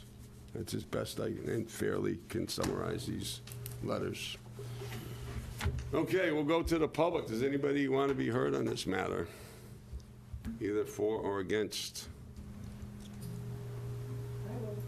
Okay, why don't you come up? Tell us your name, where you live, and what you have to say. I'm Elisa Sicardo. I live directly across the river. And I commend you for reading all of those comments, although you didn't sound very enthusiastic, I have to say. I've lived in my home across the river for a number of years. We lived through this once before, where there were lights on the roof. I felt I was living across from an airport. This round of episodes have brought with it some other questions that have not been answered. We talked at the last meeting about how many people should be in the ensemble, et cetera, et cetera, et cetera. I remain with the question, what about the patrons that would also be outside with the entertainment, with their drinks? The goal is to increase population and use at the club, but the patrons will also be geared to go outside with their drinks. I have a concern about that. Secondly, in a document that I read about a month ago, it was written by you, Pat, to the town, which put forth a vision, as I interpreted it, to expand use at the club for functions, etc. Now, you know, it doesn't take much brains to put 2 and 2 together. Most people who own a club would like to use it for weddings and bar mitzvahs and bachelor parties, etc. And I understand that as a potential money-making venture. It was mentioned in a document. I have not heard it mentioned since. What I hear is a two-piece ensemble, very quiet. But to my mind, the goal is much larger than that, with much greater impact. So I feel it is imperative for me now to speak, because I know what the goal is, and that is just not acceptable to people living in that residential area. You know, people say, well, it's not that bothersome. We went across the river. It didn't seem to be that bad. Well, I have a problem accepting that as a measure. You asked the prior speakers to produce documents and data and statistics before you considered their motion. But these folks were given a provisional okay based on a subjective assessment of, oh, it sounded okay. I didn't really hear it as bad on that day, on that sample, on that afternoon. Not at 9 o'clock in the morning on a Sunday, with 25 other golfers, maybe 50 other golfers present. The conditions would not be the same on another day as they were on the day of the so-called test. And the people that were doing the measuring were not really testers. They were members of the zoning board. So I question that. All in all, I think that the board would be making a tremendous error in granting this. I think enclosing the space is a wonderful idea. My son plays at that golf course. He actually laughed when I told him that it was a two-piece ensemble. And to be polite, the nature of the golfers that go there are not two-piece ensemble folk. That's just a fact. So I want to be able to say what I observe as being true. What are they? They're folks that want to have a drink, then they're at the 19th hole. I don't think they're going to listen to a cello and a guitar. That's the assessment of my son who plays golf, and you can take it for what it's worth. It's like a letter to you. It's an anecdotal observation. Just as your board had observations of their subjective measure of the music that day. So take it for what it's worth, and that's all I'm really saying. Your board said it was not intrusive. My son and his group of golfers laughed when they heard about the type of music being played, that would be played there. And very directly said, that's not what the golfers are going for. How many golfers do you really anticipate will be at the golf course Wednesday through Friday from 4 to 8 p.m.? A lot. Really? I live across the river. Not my experience. I watch it. I live directly across the river. Right. Most golfers are out there in the morning and not in the afternoon. Not when it's cheaper in the afternoon to go or when it's crowded. You know, the older crowd tends to go in the morning, you're right, but the after-work crowd goes after work. And that's my observation. I don't have a problem with the club looking to make some additional revenue, but it's not been tested that this will actually incur additional revenue. It's just another thought that it may. I don't know why I should suffer for something that may produce something that you might benefit from. You know, you asked the prior presenters to give you statistics of the numbers that would prove how much the dump was going to revenue this and revenue that. But you're willing to consider a license for something that has no proven benefit. Well, I think a fee structure is different, because there's law that says the fee has to cover the expense, so that's where we would go with that. I get that, but I guess I'm looking for that same objective assessment of what is the gain. I don't see it. What I see is negative, negative, negative. That's all I really want to say. Thank you. Is anyone else? Hey, good evening. Good evening. First of all, thank you very much for this. I really, really appreciate that. You're welcome. And I'm here. And this comes up here. We should go back. You people should go back to the good times. I was on the golf commission in the late 70s.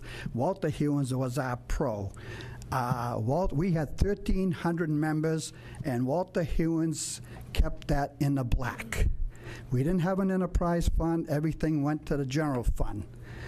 Walter Hewins had, you're never going to find a pro as good as Walter Hewins. He kept everybody satisfied. I used to go over the budget with him all the time. He said, Teddy, we got to make sure we stay in the black.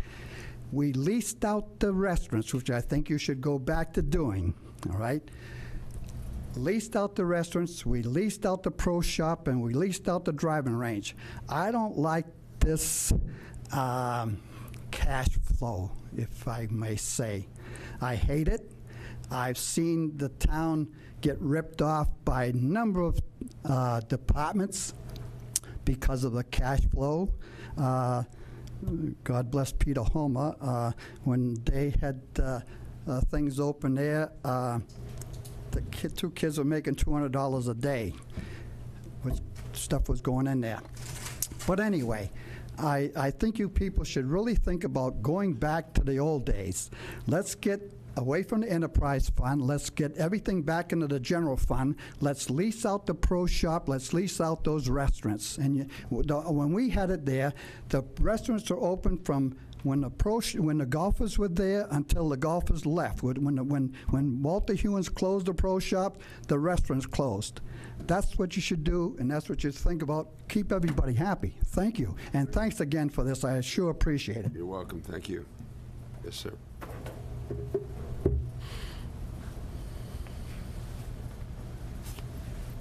Good evening, Charles Burke, 15 Horsford Cove Road, West Dennis. And Mr. Stone, you were reading the long letter that I had there. But I want to bring up one part. I live long letter? The long letter, the 3-page one. A long letter. Yeah, I'm sorry. Oh. I say, like, where's the right one? All right. And what I want to talk about is the noise. During that night when there was a test, I live directly across the river. It was extremely loud. My neighbors heard it, I heard it, and the police were called. The police in Yarmouth went over there. The noise was turned down significantly. What happened then, I happened to observe the zoning board members come out to the town dock at Aunt Julia Ann's. When they heard it, they were hearing it at a very, very diminished level. So it's not an appropriate test. If they had been there 20 minutes or an hour earlier, it would have been entirely different. The simple way to stop all this, as other people have read, if you read the letters tonight, is to keep it indoors. If you're a restaurant on Route 28 in Yarmouth or Dennis or any of these towns, you have to keep noise and music indoors. This is actually lowering the standards for a residential neighborhood, and they should be higher, obviously, than a commercial neighborhood. Thank you. Thank you, sir. Okay, if anyone, oh, yes, ma'am.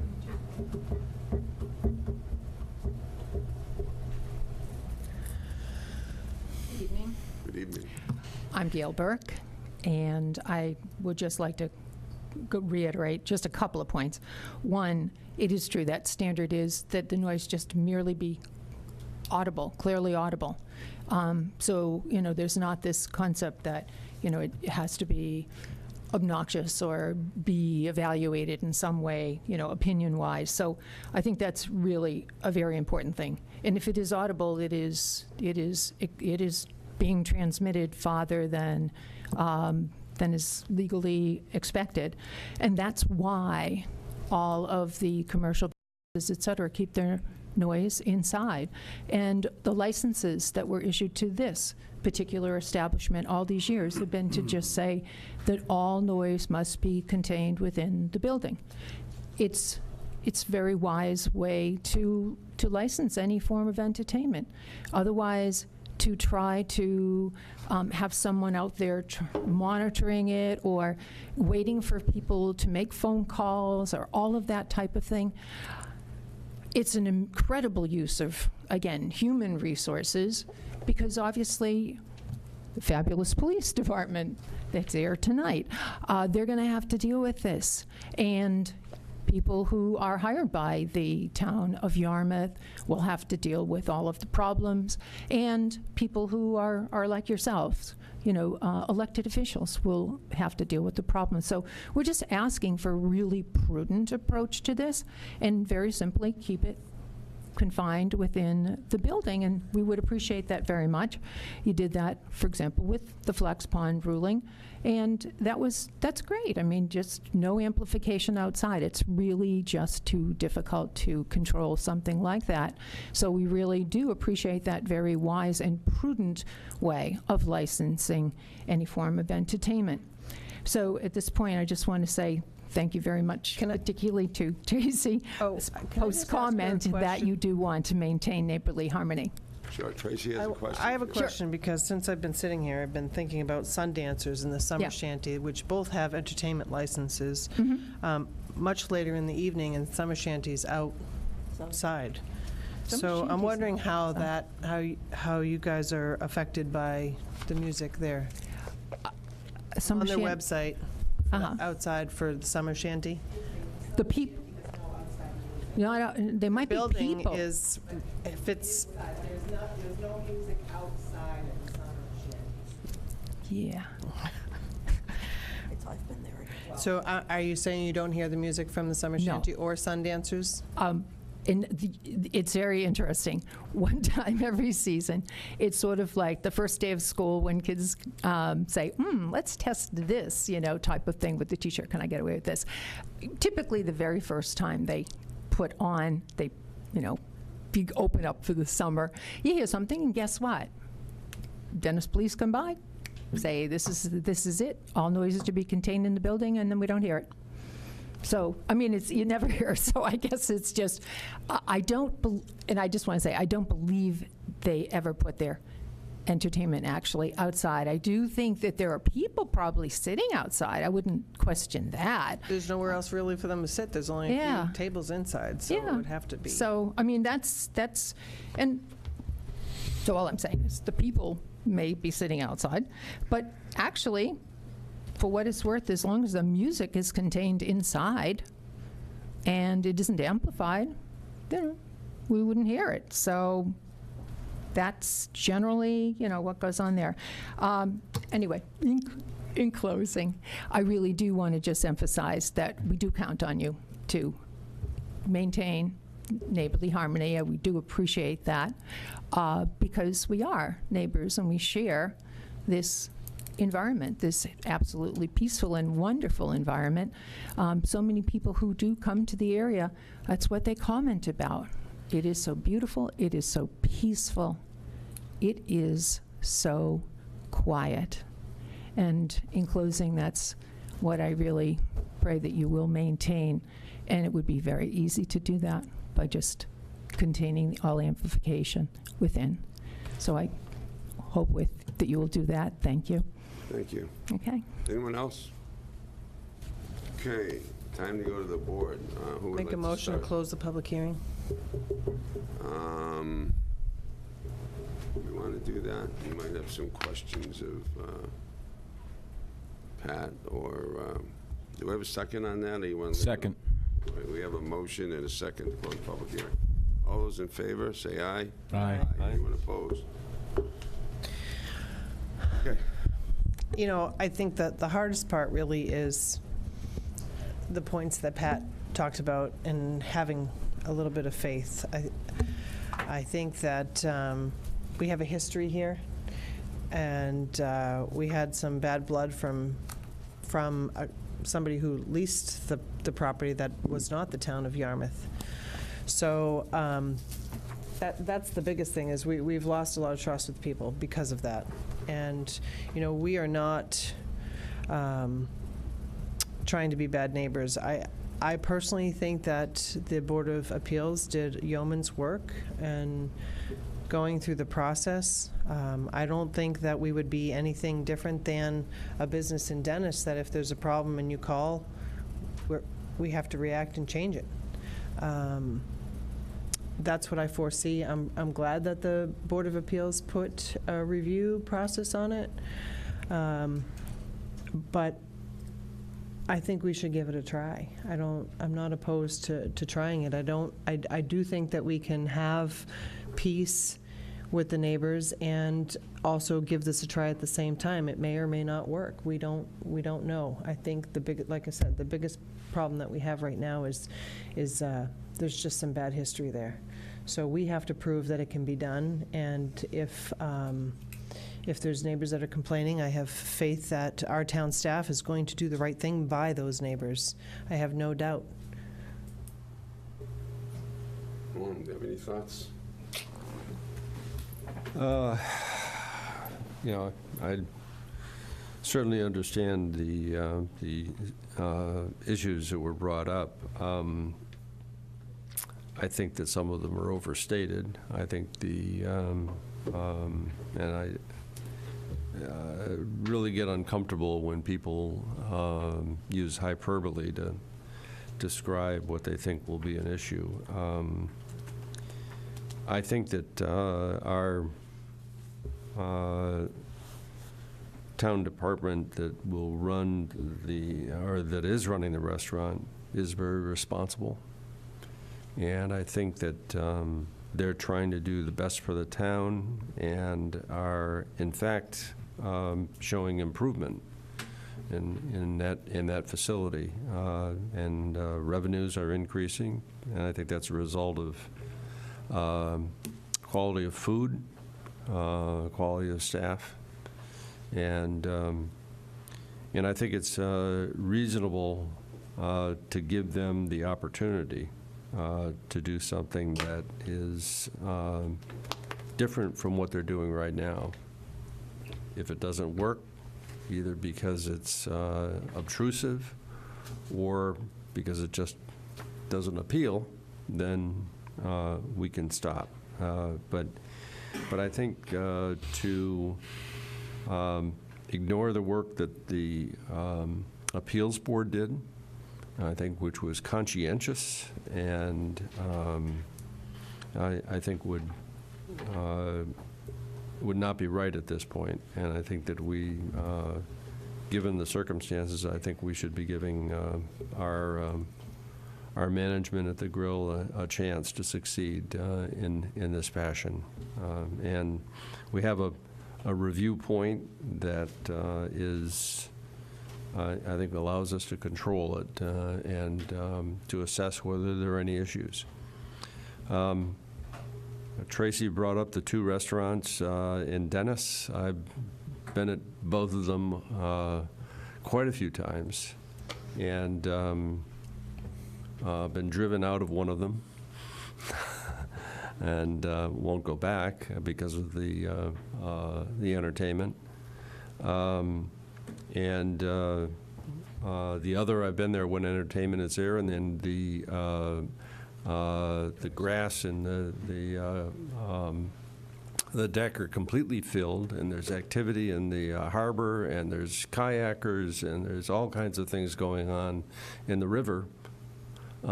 It's not a silent and peaceful place. It's busy. And I hope our grill will be busy like that. So, and I hope it'll be a good place for people to come and enjoy the river. So, okay. Mark?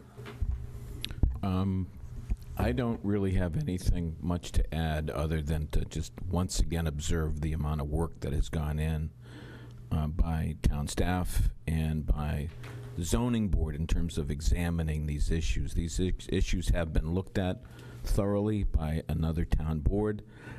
This board spent considerable time reviewing, analyzing, and assessing, setting up a site visit. We've heard from a number of residents in Yarmouth, as well as folks across the river.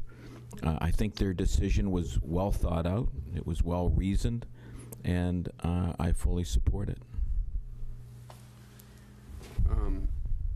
My comments would be that the concern, one of the concerns I have is Sunday morning.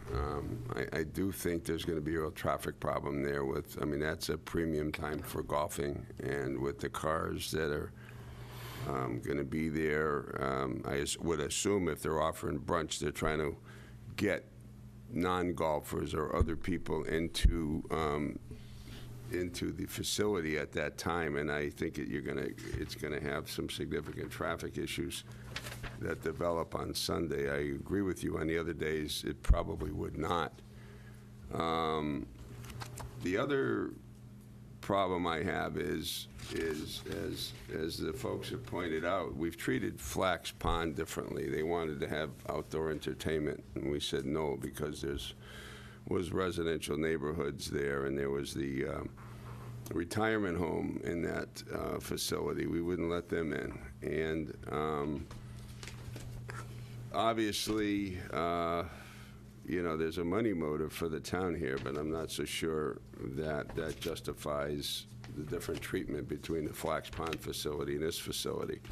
It is, as the zoning decision points out, it's in an R40 neighborhood. It's in a residential neighborhood. What are we going to do when somebody else comes that has an application for an entertainment license that's in an R40 zone? Are we going to tell them they can't do it because they're not the town of Yarmouth, and we're going to treat them differently? I think that there's some precedent value that has to be looked at here that I'm very concerned about. But in any event, The precedent to me is that it's been done previous. And it's been done in terms of indoor entertainment. It hasn't been done in terms of outdoor entertainment in this particular facility. In fact, I think when this was leased out privately and they did create noise disturbances outside the building, the town shut them down, and ultimately took over the operation of the business. But I see a financial motive here for the town that's unquestionable. I think that's what's driving this. But I'm having a tough time when I think about other actions that we've taken as a board and actions that we're going to face in the future. And especially the Sunday morning licensing, I'm very much opposed to that. Mr. Chairman, if I may? I haven't really spoken too much about this issue particularly publicly, but a couple things I think that are important to point out as to, A, what was the genesis of this request, and then B, because we went through this process, what I found interesting with the Zoning Board of Appeals, they had asked at the very last meeting that the town staff go back and revisit the zoning in the issue related to issuing variances on requests like this. Since I've been in town, we've had a couple of entertainment license requests to extend outdoors. I think of the Compass Rose up on 6A. I think of the Cove, right? And there was a lot of commentary from the neighborhood. And what I thought was interesting with the Zoning Board of Appeals, they looked at this as a pilot. So if we're going to do something, you got to have an opportunity to prove yourself. So they put in the trigger to come back and revisit this topic next year, give them a rundown how it went. But their order to me was to use town staff to go back and revisit the variance process, and perhaps understanding that there seems to be an undercurrent of folks in town wanting to have an entertainment outlet. Could we investigate whether or not we could issue special permits going forward into the future, in which that way you could put significant controls on a lot of these things, that you have more latitude than as opposed to the variance process. So we'll begin this process, but they felt, the commentary that I heard, let's give it an opportunity, 2 years. But going back to why we decided to do this, and I think this is a critical point that hasn't really been articulated well yet, I'm acutely aware of the history of what happened when this was run by a private vendor. I spent a lot of time with Mr. Armentrout when I first arrived into town. I spent hours poring over the file. The amount of paperwork generated to what I would say exit that lease agreement was enormous. Town staff put a lot of effort into it, and some of the commentary that was in the folder, I can understand why the folks are really bent out of shape, because it was like there was so much pressure when this person was there to run a financial operation that it sounded like it was a heck of a nightclub. Okay, and I think some of the commentary that we received tonight probably backed that up a little bit. So when I talked to Jim about one of the things that, to me, when I first came to Bass River, knowing that other golf operations in the past that I'm familiar with have tried to cater to what I would call a demographic that I'm now in, 50s, 60s, 70s type set, they have turned to music on a patio as a way to generate just a little bit more time for people to have a reason to be there. So, and I'll give you the perfect example. So I went golfing last year at Bass River, and we actually had at that time, this is exactly what was imagined when I spoke to Pat and Jim about this, we had a function for a coworker that was leaving the town. And we wrapped up our end of the golfing at, like, I don't know, it was 6 o'clock. We came into the patio, had a few drinks, had some light dinner, but there was nothing to hang on for another hour or so to say, you know, I would have dropped another $20 there, and I'm sure, or more, I'm sure other folks would have done that if there was some other reason to. And when we came back from that experience, I spoke to Jim and Pat about how nice it would be if, while we're out there on the patio, you could have a conversation with your table, and in the background you have some nice, like, I'm thinking like James Taylor, some Peaceful Easy Feeling from the Eagles, that kind of music, just gently playing in the background. And why couldn't we do that here? And then when we talked to the folks from Billy Casper, one of the first things that they mentioned to us, how come you don't have outdoor entertainment? Within their golf empire, one of the things that they said is a value-added event for their dining activity is this outdoor entertainment piece. And by no means was the discussion ever like, we're using this to drive dollars through the door. It was simply an opportunity, you know, and I know the demographic of Yarmouth golf, and I'm not sure I would agree with the characterization that was made by one of the speakers, but clearly in our age bracket, there's a desire in this community, from what I've seen, is to have an opportunity in a wonderful view. That is a $1 million view. To have dinner, wrap it up, have conversation, and have a little bit of peaceful, easy music in the background. And that's been the intent all along. It's never been about driving dollars to keep the restaurant. And the key difference here is we're in charge. And in one particular instance, I know a person, I gave my cell phone personally to, if you got a problem, I don't care, I live close to the golf course, I'll come down and unplug the amplifier, or I'll, you know, we'll take care of it. We have an interest to run and be a good neighbor. And if it doesn't work, I'll be the first one to tell you, with the golf staff, it's not working and we got to do something different. And to Selectman Stone's comment, I have my own reservation about Sunday as well. I'm not thinking Sunday is probably something that is going to be a great success, but it was put out there. But like anything else, we'll never know unless we try something. But I want the board to have the confidence in us that if it doesn't work as we intended it to work, we'll pull the plug on it. There's no question. There's no doubt. I guess when I say we've done it before, I'm thinking about the festivals. You know, those are things that, as Dan said, we've tried. Outdoor entertainment. Sometimes you just got to try to evolve a little bit to keep up with the times, and sometimes it's a shot. But like I said, I have faith that that's the fact. That when it doesn't work, we'll know it doesn't work, and I'm glad we're in control of that and not a leasee.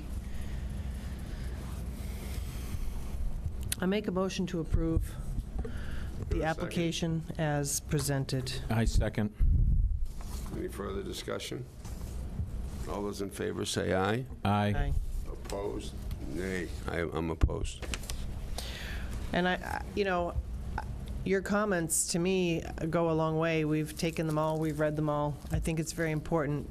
I hope you have a little bit of faith, give us a little bit of an opportunity, and if you have any problems, that you call, and you'll find that they are corrected. Thank you. Thank you. Thank you. Thank you, Mr. Chairman. That concludes our public hearings. Okay, thank you very much. We're going to go on now to the matrix report and recommendations from consultants with regard to police and fire efficiency. Yes, Mr. Chairman, Mr. Richard Brady from the Matrix Consulting Group is here. Matrix was contracted by the town to provide an efficiency evaluation amongst the police and fire department, and also to review certain aspects of the Department of Natural Resources as a law enforcement entity. We have provided you the report a few weeks ago, and what is in your packet tonight is Mr. Brady's summary report review to go over with you. You also have a document that I sent to you a couple days ago, which are from the chiefs of police and fire relative to their commentary about the report. There is one add-on I will present to you now. It's one particular comment from the police department that didn't make that file. I'll pass it out to you now.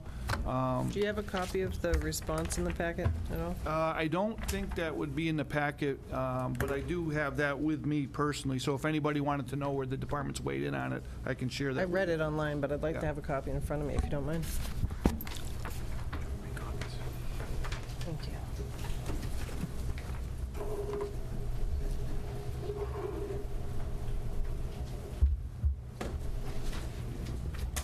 Thank you.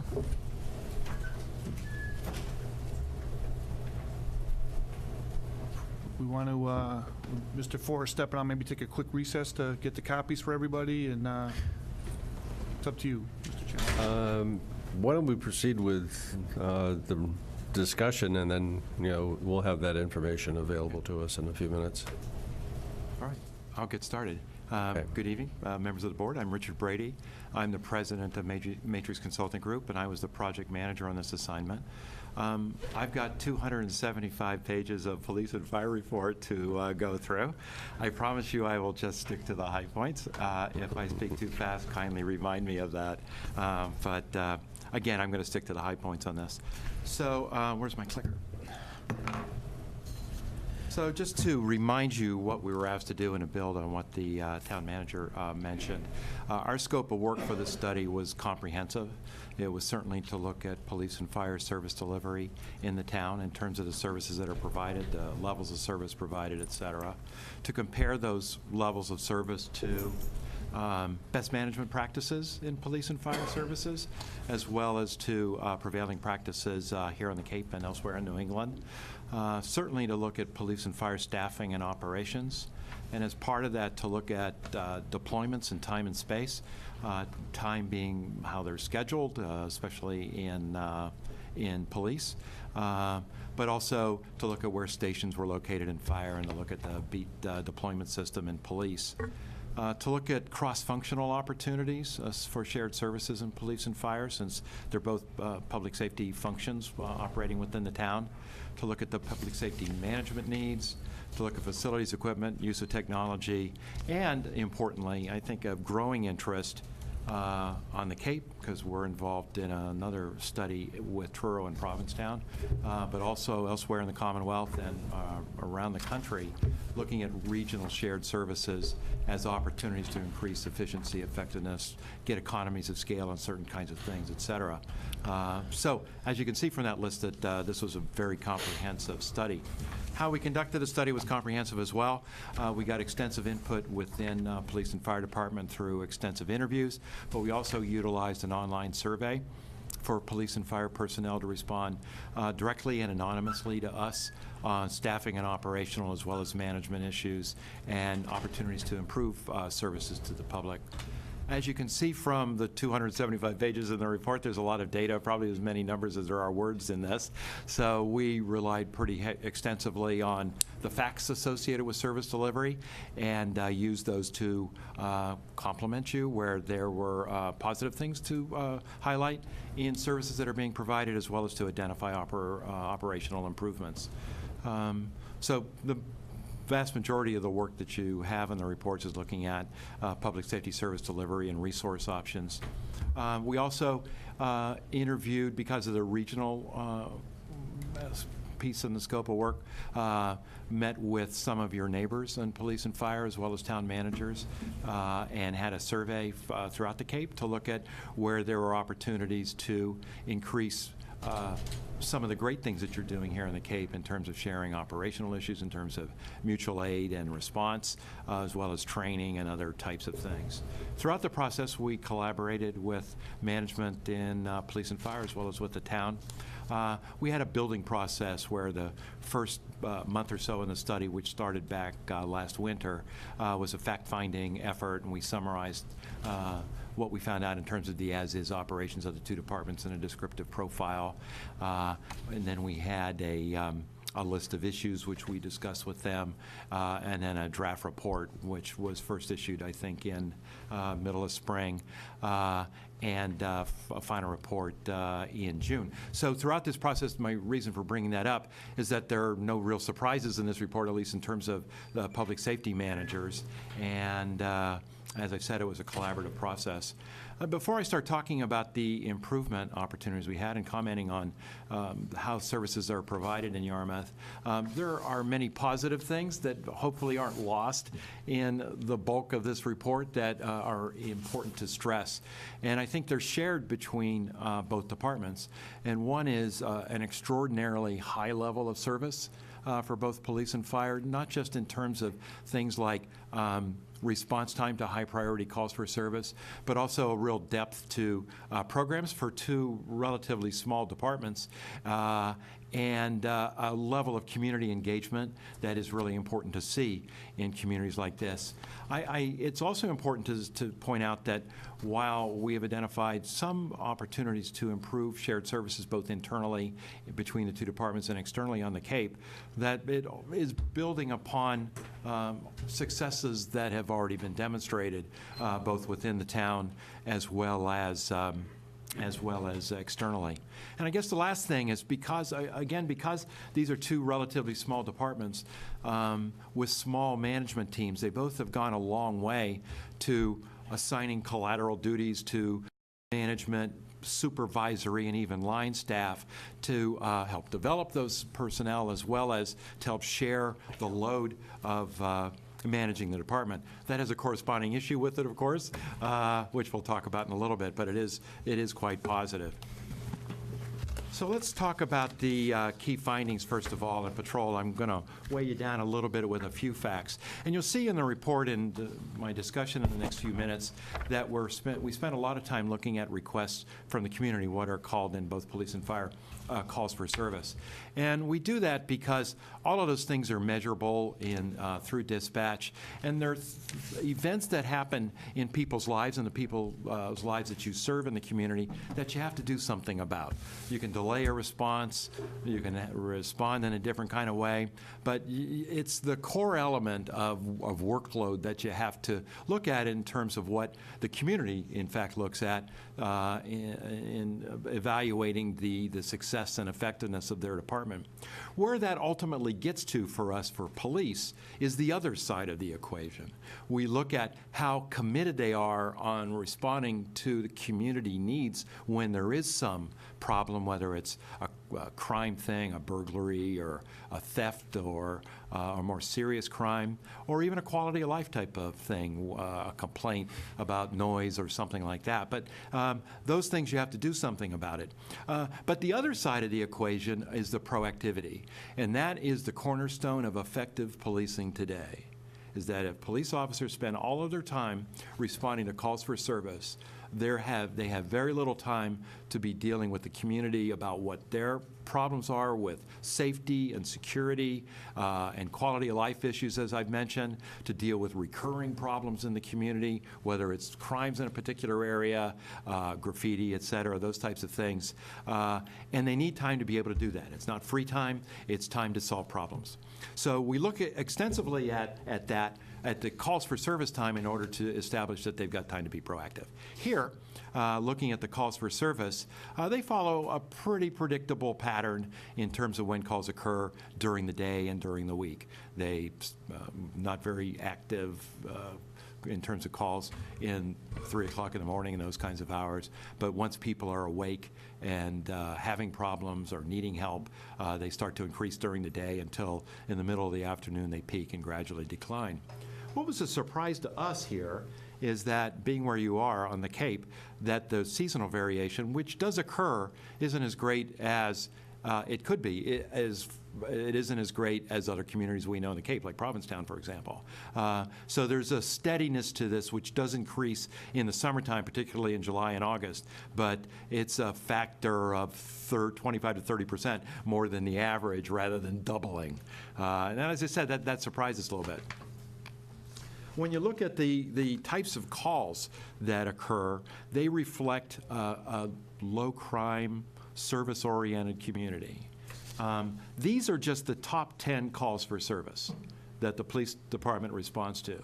But they represent 53% of all the calls that they respond to. And so, except for the potential crime behind a burglar alarm, which is about 12% of all the calls for service, and it's 1,100 calls, which, depending on the year, in reality, are calls that are generated for 100 to 200 or 300 actual burglaries, so a lot of false alarms. Most of the rest of these things are service-related things. I mean, there are a lot of motor vehicle accidents, of course, but there are welfare checks, other kinds of requests for service, and things like this, domestic disturbances happen about once a day, and other kinds of disturbances as well. All the rest of them are non-crime service-oriented types of things. Which is an important characteristic in terms of how officers use their time. When you look at where the calls occur, this is a heat map of where the calls occur, so we sort of get densities of where calls occur. It's mostly around Route 28 and the commercial areas and the police station, because people come in and file reports, not because police officers are creating a problem there. So that's I don't think. So getting to the proactivity, this is, I think, one of the most important findings in the police portion of the report. Most communities try to target, and smaller communities, including communities on the Cape or smaller residential communities in Massachusetts and elsewhere that we've worked in New England, try to target something like equal amounts of time for reactive time, responding to requests for service, and proactive time. Here, you've got an extraordinary, I'm going to use the word luxury, of proactivity here, where on average 83% of their time is proactive during the day. Now that's for an entire year, and it ranges from as low as, quote, as low as 76% to as high as 94% at 2 o'clock in the morning when there's not much going on in the town. So that got us to look at how this varies by time, by season of the year. And as I mentioned before, that variation isn't that great. That 83% overall is in the 75 percentile kind of range during the summertime, and it's higher than 83% in the non-summertime. So the police department, the people assigned to patrol, have a great ability to be engaged with the community and to be engaged in problem solving. And in fact, they do that. A lot of their time they spend generating kinds of activity, which is not calls for service, but it's officer-initiated activity. Traffic stops, getting out of their cars and working with citizens or tourists, and that's very, very positive. One issue with it, though, is that we believe it could be more directed. An important facet of law enforcement today is how important first-line supervisors are. Sergeants are, with all due respects to the chief and the deputy chief and lieutenants, sergeants are the most important people in the department because they are the ones who are on top of resource utilization and they're on top of community needs. And they should be driving this proactivity toward directed problems in the community more than that is taking place right now in terms of developing problem plans and making police officers accountable for that. It's an important and emerging role for sergeants in America today for them to drive the community service expectations. Another consequence of this is that you have minimum staffing levels that you are supported by collective bargaining that call for 6 people on duty plus a sergeant during the daytime and evening hours, and falls down to 5. And you do that year round. And while we aren't recommending any change in staffing, we're recommending that as a method to control overtime, that in non-peak months, non-summer months, you allow it to drop by 1 in each of those time periods, to 5 rather than 6 and to 4 rather than 5. That still covers the city, the town rather, and the beat coverage the area coverage that you have, and won't affect the proactive time significantly. It'll still be very, very high. And most of the year, when the calls do occur and the resulting proactivity needs are great, you would still have the ability to staff that, but it would impact some of the drivers of overtime here. So the other significant issue with police is patrol is their scheduling system. Right now, you have a system in which people are on different shifts depending on their date of hire, and it makes scheduling extraordinarily difficult. They're not on the same team often, and that's an important issue in law enforcement.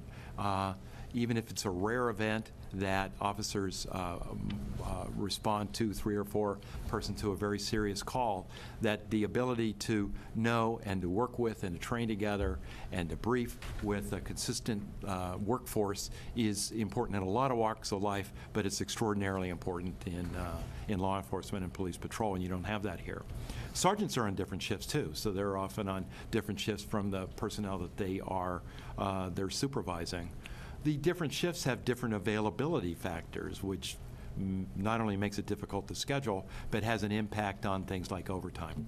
Right now, a very large amount of money, over $600,000, is resulting from the shift structure you have and the minimum staffing levels that you have. So it's quite a driver on this in order to maintain those levels. We're recommending that you get a unified structure. This would have to be negotiated, and the 4 on 2 off that some of the officers have, the new officers have, is a good system. It's common in Massachusetts and elsewhere in New England and around the country, and it equals out your ability to have weekends and those kinds of quality of life types of issues. In fact, over time, probably in about 10 years, almost everybody will be on this system anyway, because it's the system in which you are hiring people now. So it's an issue associated with longevity within the police department, and has resulted in all of these things. Do the same schedule change for the sergeants as well. And as a result, we're recommending one other change, and that is to continue the process of being flexible in hiring back people to meet shift minimums for partial shifts, not just for full shifts. So in investigations, the one significant change here, we haven't recommended only a handful of additional people in both of these studies, but this is one of the areas in the PACT, which is their proactive enforcement group. They're not unsupervised, but they share supervision with other investigators. And this is, together with the proactive emphasis in patrol, an extraordinarily important part of the whole law enforcement package today, is not just to be able to respond in a certain amount of time to high priority calls or any calls, but to be able to deal proactively with problems in the community. And that's what your PAC does, more for more important kinds of problems in the community, more major crimes, things like that. So we've recommended the addition of a supervisor. Again, I've already mentioned that supervisors or sergeants are the most important people in a police department, and they should have a dedicated supervisor. Other than that, detective staffing are adequate. We look at caseloads and their ability to handle cases depending on their investigative specialty and the amount of time that cases take, and they're pretty much in line. Administrative issues, we looked at a number of issues here, and this is a lot of the rest of the department. One is in records, you need to track workloads, and I think that gets at one of our key recommendations outside of patrol. You have what we believe is a customer service issues of not dealing with the public for a records request or a copy of a report or something like that during most of business hours. Staff are busy doing other things, and we recommend that staffing is sufficient to be able to handle the front counter and those other things, but the other position we've recommended adding in the police department is creating a supervisory, non-sworn position over records and property and evidence and some other functions who could help out with that. So I think that those two things in tandem are excellent. Recommendations. You have property and evidence as well. I don't want to suggest that they're not handling evidence properly, but a best practice, a prevailing practice in every law enforcement organization is to have random audits of the evidence stored, and that's difficult at current staffing levels, but you need to do that to maintain the transparency and the accountability of the police department for the found property, the evidentiary property, guns, money, drugs, et cetera. So you need to do that. You also need to reduce the number of items in evidence through returns to owners, sales or destructions through a variety of mechanisms that are out there. We recommend that you look again at the number of take-home cars that are out there. Right now, command staff and all the detective staff review them. We've recommended that you reconsider that to only the people who are on call for an evening, which is the principal purpose of assigning it to staff such as those, and to look at what the need is, because the call-out isn't that great or shouldn't be that great to assign every detective on an absolute basis a take-home car, because that has the cost of ownership is great in terms of owning that car, maintaining that car, replacing that car, et cetera, and develop a fleet replacement plan around that. Police management, you've got a laudatory and positive way of distributing management of a complicated department, which is what a police department is, between the chief, the deputy chief, and the lieutenants. The lieutenant side of it has some issues, and we've recommended some redistribution of tasks among the lieutenants as well as between the lieutenants and the deputy chief. Right now, I have to say, based on interviews and review of the tasks and responsibilities, that the lieutenants do not have the opportunities that they should have to provide oversight at a higher level than first-line supervision about operations, but they need some time freed up to be able to do that. Hiring the civilian records manager will help that by taking some of those collateral duties, but redistributing some of the tasks will help as well. There are some issues about payroll processing right now that are just duplicative and time and system intensive that need to be addressed and worked with finance to eliminate those duplications.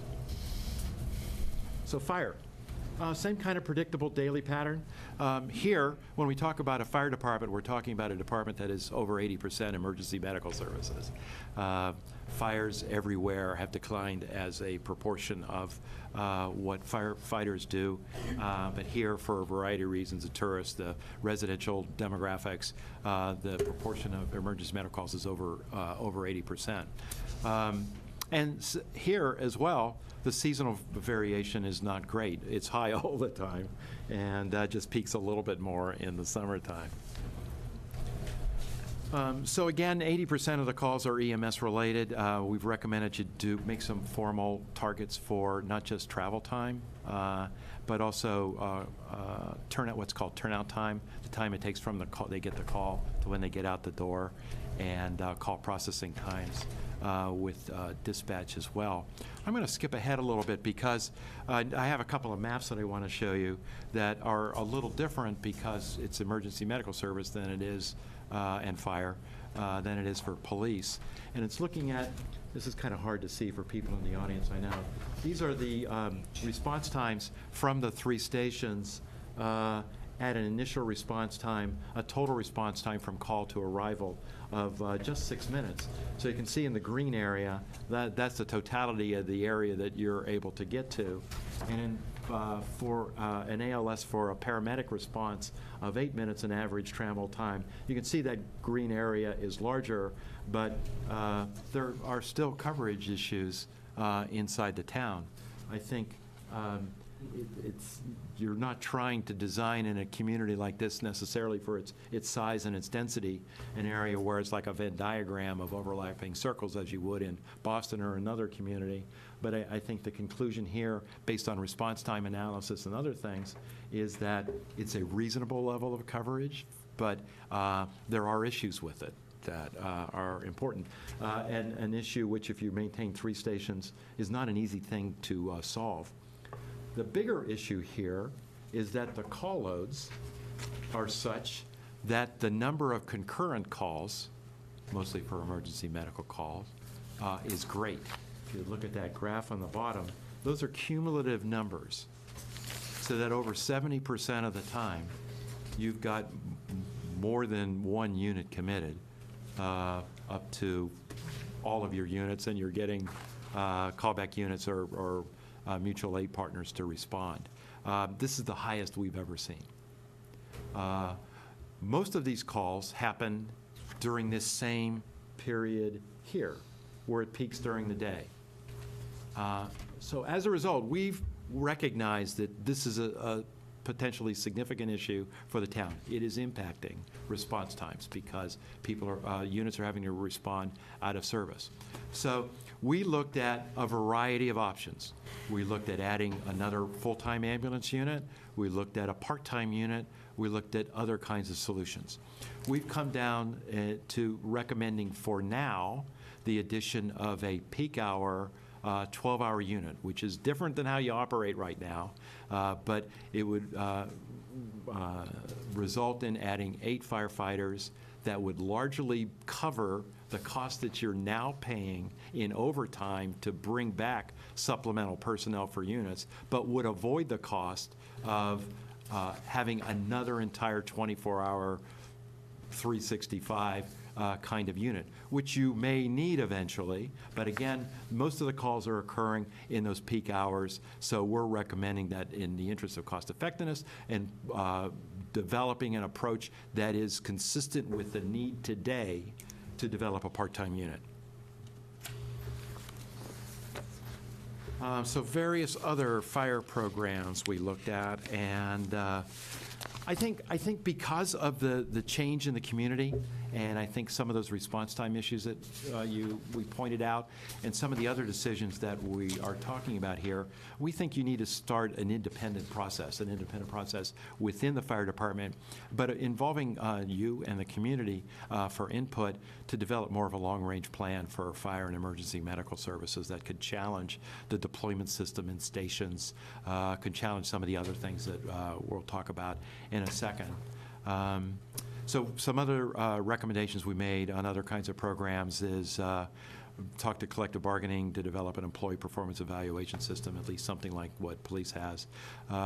Convert the EMS and training lieutenant to a captain to be more commensurate with his peers elsewhere. One of the things that was brought up to us in interviews and in the employee survey on fire was the need for more training. We agree with that, and we think that through the by upgrading the position and implementing a system where you've got more responsibility for shift trainers on each shift, that you can address those types of things. You're doing a lot of online training right now. Some of the what's called evolutions, where you're doing actual hands-on kind of training, probably needs to have more emphasis than what it has right now. Right now, we agree that you need 2 people in fire prevention. The way the contract is written, they can both be captains. And we think you should approach the collective bargaining group to make it so it's a captain and a lieutenant, which gets into the differences in what you'd expect in different levels of the position, and not have a supervisory issue of captain to captain. And then lastly, an apparatus replacement program with appropriate benchmarks and funding. So the last thing are the shared services issues. Again, I want to recognize that there's a lot going on in the Cape, more so than I think most other parts of Massachusetts. You've got extensive training for both in police and fire that is supported either between departments or by Cape-wide agencies. A fairly sophisticated emergency response system that involves your neighbors. And major crime and fire investigations are often shared as well.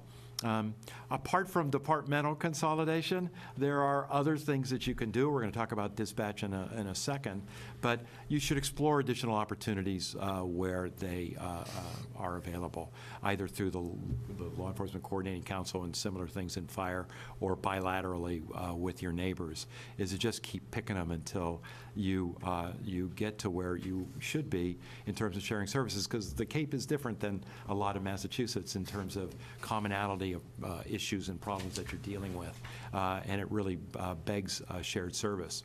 So then lastly, we looked at police and fire communications. So there's a continuum of approaches here that range from separate police and fire emergency communications, which you've got right now, to the other end of the equation being regional consolidation. There are pluses and minuses in each. The further you go on this side of the equation, the more control you have over what's important to you. The more you go over on this side, the more you're stressing the fact that police and fire response is often these days a regional service, and with economies of scale, you've got efficiencies that can happen. We recommend that long term, as has happened in the past with Yarmouth involved with other communities in this Cape, you look toward an eventual goal of sub-regional or Cape-wide emergency communications consolidation. For now, what you should do is at least have a joint dispatch operation for police and fire. There are service impacts on what is happening right now in terms of the handoff that has to happen from the PSAP and police over to fire. There can be coordination issues because there's not unified communication. So we recommend that you do that. Consolidation is not a free lunch. To do it right will take additional people, because there are issues now. You would certainly have lead people per shift. You should have a supervisor or a manager for dispatch. That is a position you don't have right now. But that for a critical emergency service, those are needs that, like any other unit in public safety, need to be met. Longer term, again, you should look at other opportunities. You should look at other opportunities even within the town. Maybe not have it in police or fire, and we've recommended, for reasons that I'll get to in a second, that it reside for now in police.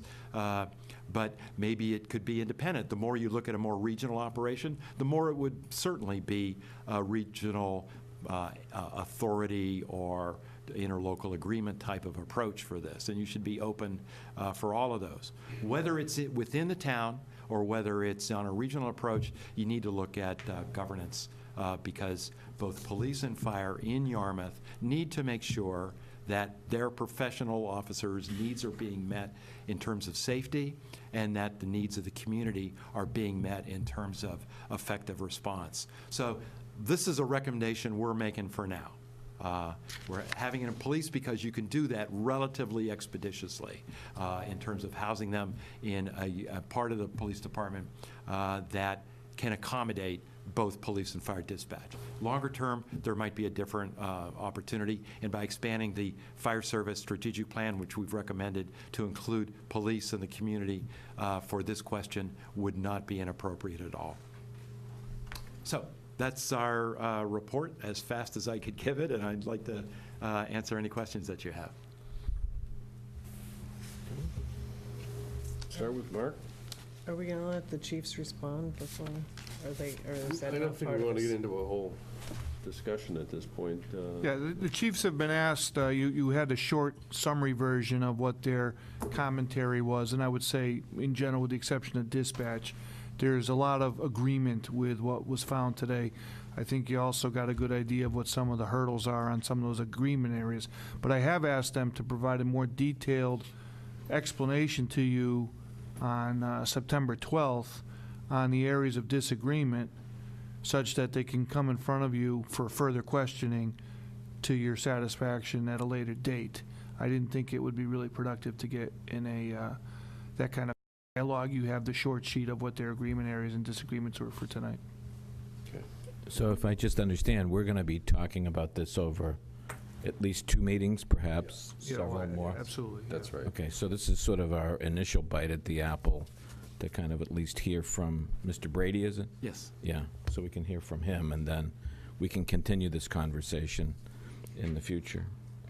In terms of my comments, first of all, it's a lot to digest. I will admit that. I don't know how we're going to meet our schedule for tonight. I think this is, I mean, to give this the proper attention, I think we should be spending a fair amount of time trying to get a better understanding of what you're recommending. And I'm particularly interested in the financial implications of what you're recommending. I did look at what we've heard from in terms of the fire chief and the police chief, and clearly there are a number of areas of agreement, but what I do see are dollar signs. So hopefully at some point we can maybe talk a little bit. I don't know if that's part of the presentation, but to me we're looking at some significant financial. So to that point, when the chiefs come in front of you separately, when there's a recommendation made for like this 12-hour shift, we'll cost into that what that would look like, the impact of that. When we talk about what the cost of a pack sergeant would be, we'd cost that out for you based on today's contracts. So that's coming down the line. Okay, and then we're going to have plenty of time later to also talk about the dispatch side. I know there's a lot of interest in that whole topic as well. That's a very large topic. Yeah, I figured as much. I do want to point out one of your early comments that here in the town of Yarmouth, with respect to police and fire, we have a high level of service, and I think that's a point that needs to be acknowledged. I know this board is well aware of it. We appreciate the high degree of professionalism and the high quality of service from our police department and our fire department. And I think to some degree when we look at this, at least my approach is always, if there are ways to make things better, that's great. But we do appreciate and recognize the terrific work that goes on here in Yarmouth with respect to police and fire. There's almost, for me at least, it's almost like if it's good or if it's great, be careful about breaking it or messing with it. And so there's, to some degree, that's sort of how I look at this, sort of at first blush, and reviewing your report. I'm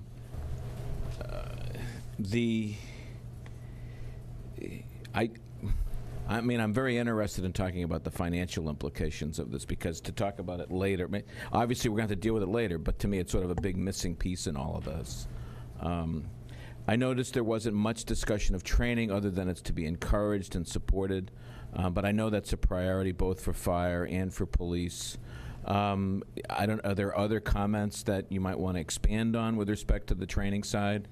I'm very much interested in hearing about them because it has become a very, very important issue in recent months. And so I don't know if there's anything you want to expand other than perhaps collaborating with other communities. Oh, it's not just that. I think that, again, building on the comments we got both in interviews as well as the employee survey, that on the fire department side, there are appear to be more significant issues, both in terms of how we looked at training topics, number of hours, how it's structured, et cetera, than there are in police.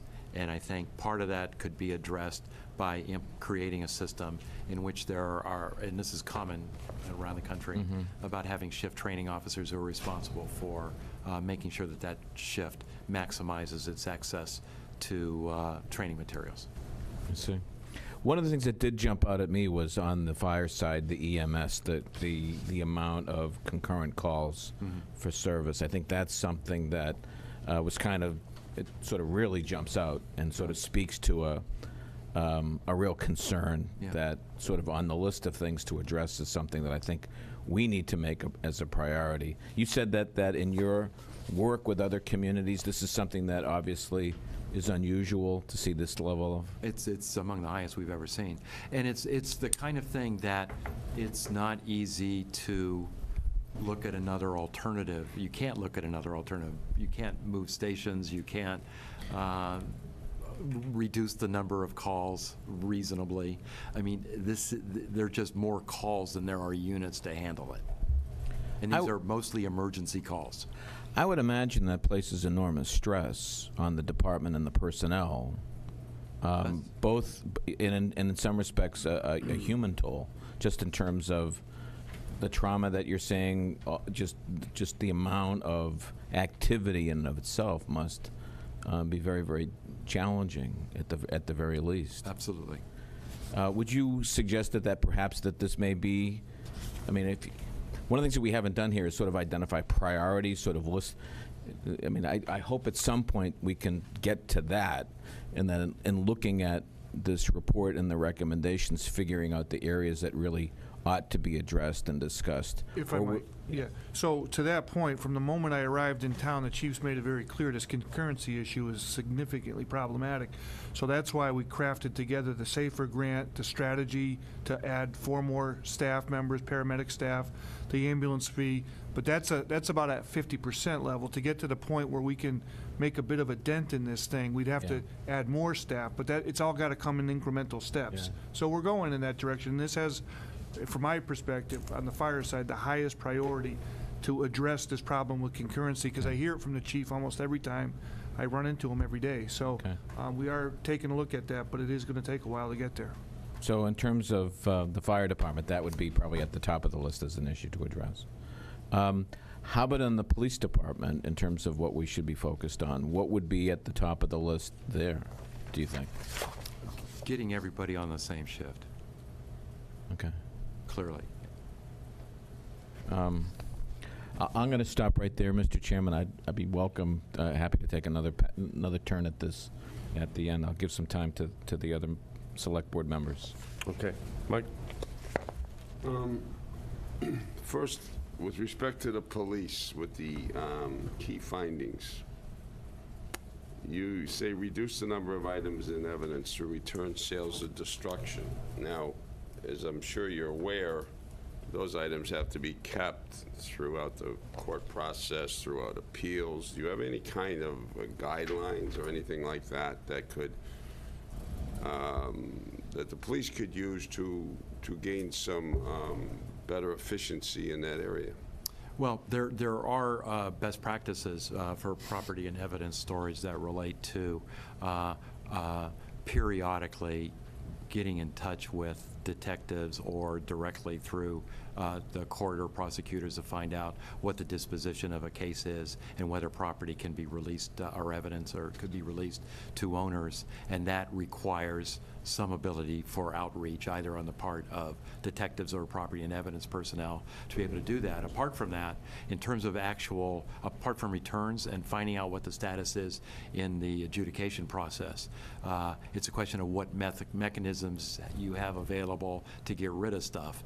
And there are extensive opportunities for sales. There's online auction or sales houses that really facilitate it in a way that you didn't have before, when you had to hire an auctioneer and take care of those things. But those other best practices relate more to making sure that the inventory is accountable in terms of things are where they're supposed to be, and other inventory items such as that should be done periodically on a spot basis and comprehensively annually. And usually that's a contributed basis on the part of not just property and evidence people, but more importantly, so that there's independence from other people within the department.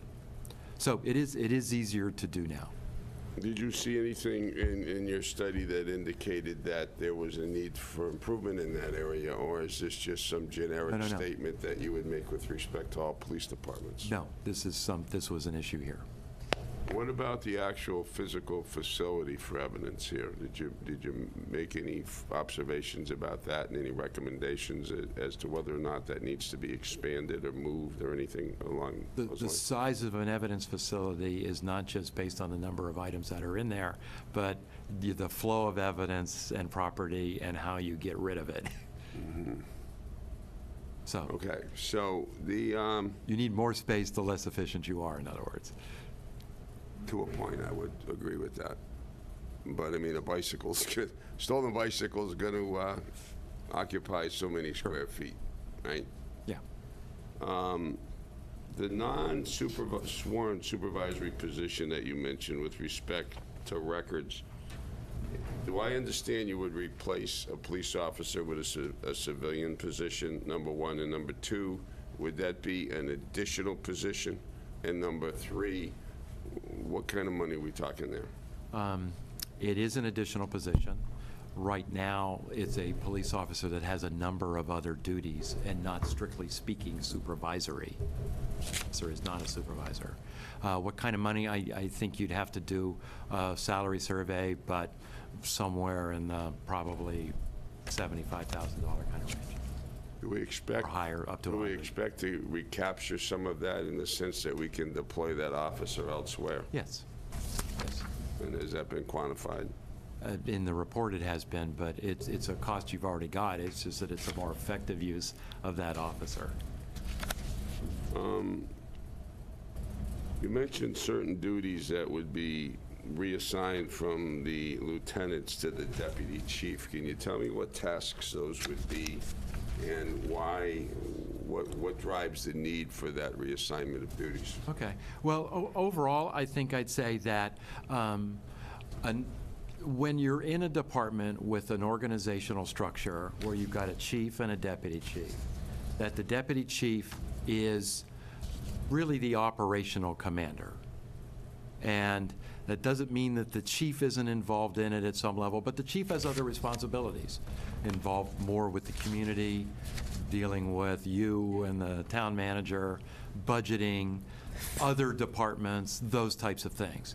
So the deputy chief has some administrative responsibilities, but he has more capacity to take on some of the administrative responsibilities of the that currently have the lieutenants in terms of things like scheduling and things like operational needs, et cetera.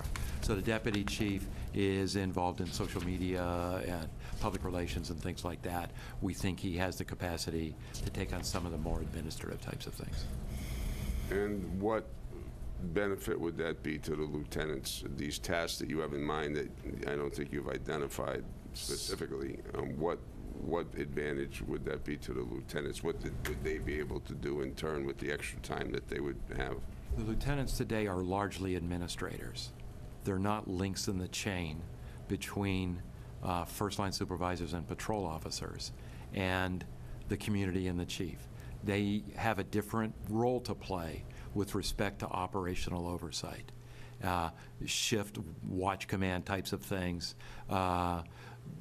pooling resources, strategic new efforts, things that directing sergeants more. These are issues that are difficult when they are 40-plus hour administrators. Could you switch into, if I can continue, Mr. Chairman? I know I've asked a number, but with respect to the fire department, you had mentioned you had some maps which didn't come out very well, and that's not a criticism, but I don't quite understand. It says key findings, fire operations 3 and 4. In one of them, you had response times of 6.30 minutes, and on the other, 8 minutes. And I don't quite understand what those two diagrams represent. Okay. Well, it's explained more in the report, so I'm kind of doing it shorthand here and explaining it even shorter. But the green area represents, from the 3 stations, your ability to get in an area of an initial response within about 6 minutes, from the call to arrival on the scene. That's what the green area is. The center points and those amoebic blobs are the fire stations. This is an 8-minute response capability, typically from an ambulance, because the 2-level response standards are a little different for initial response and paramedic response, typically. Even though you may have paramedics on the fire units, the ambulance standards are typically at 8 minutes. The green area on this represents if they were in the station and not because of a concurrent call or you're having to get somebody from another station or from another town, your ability to get somewhere from those stations within 8 minutes.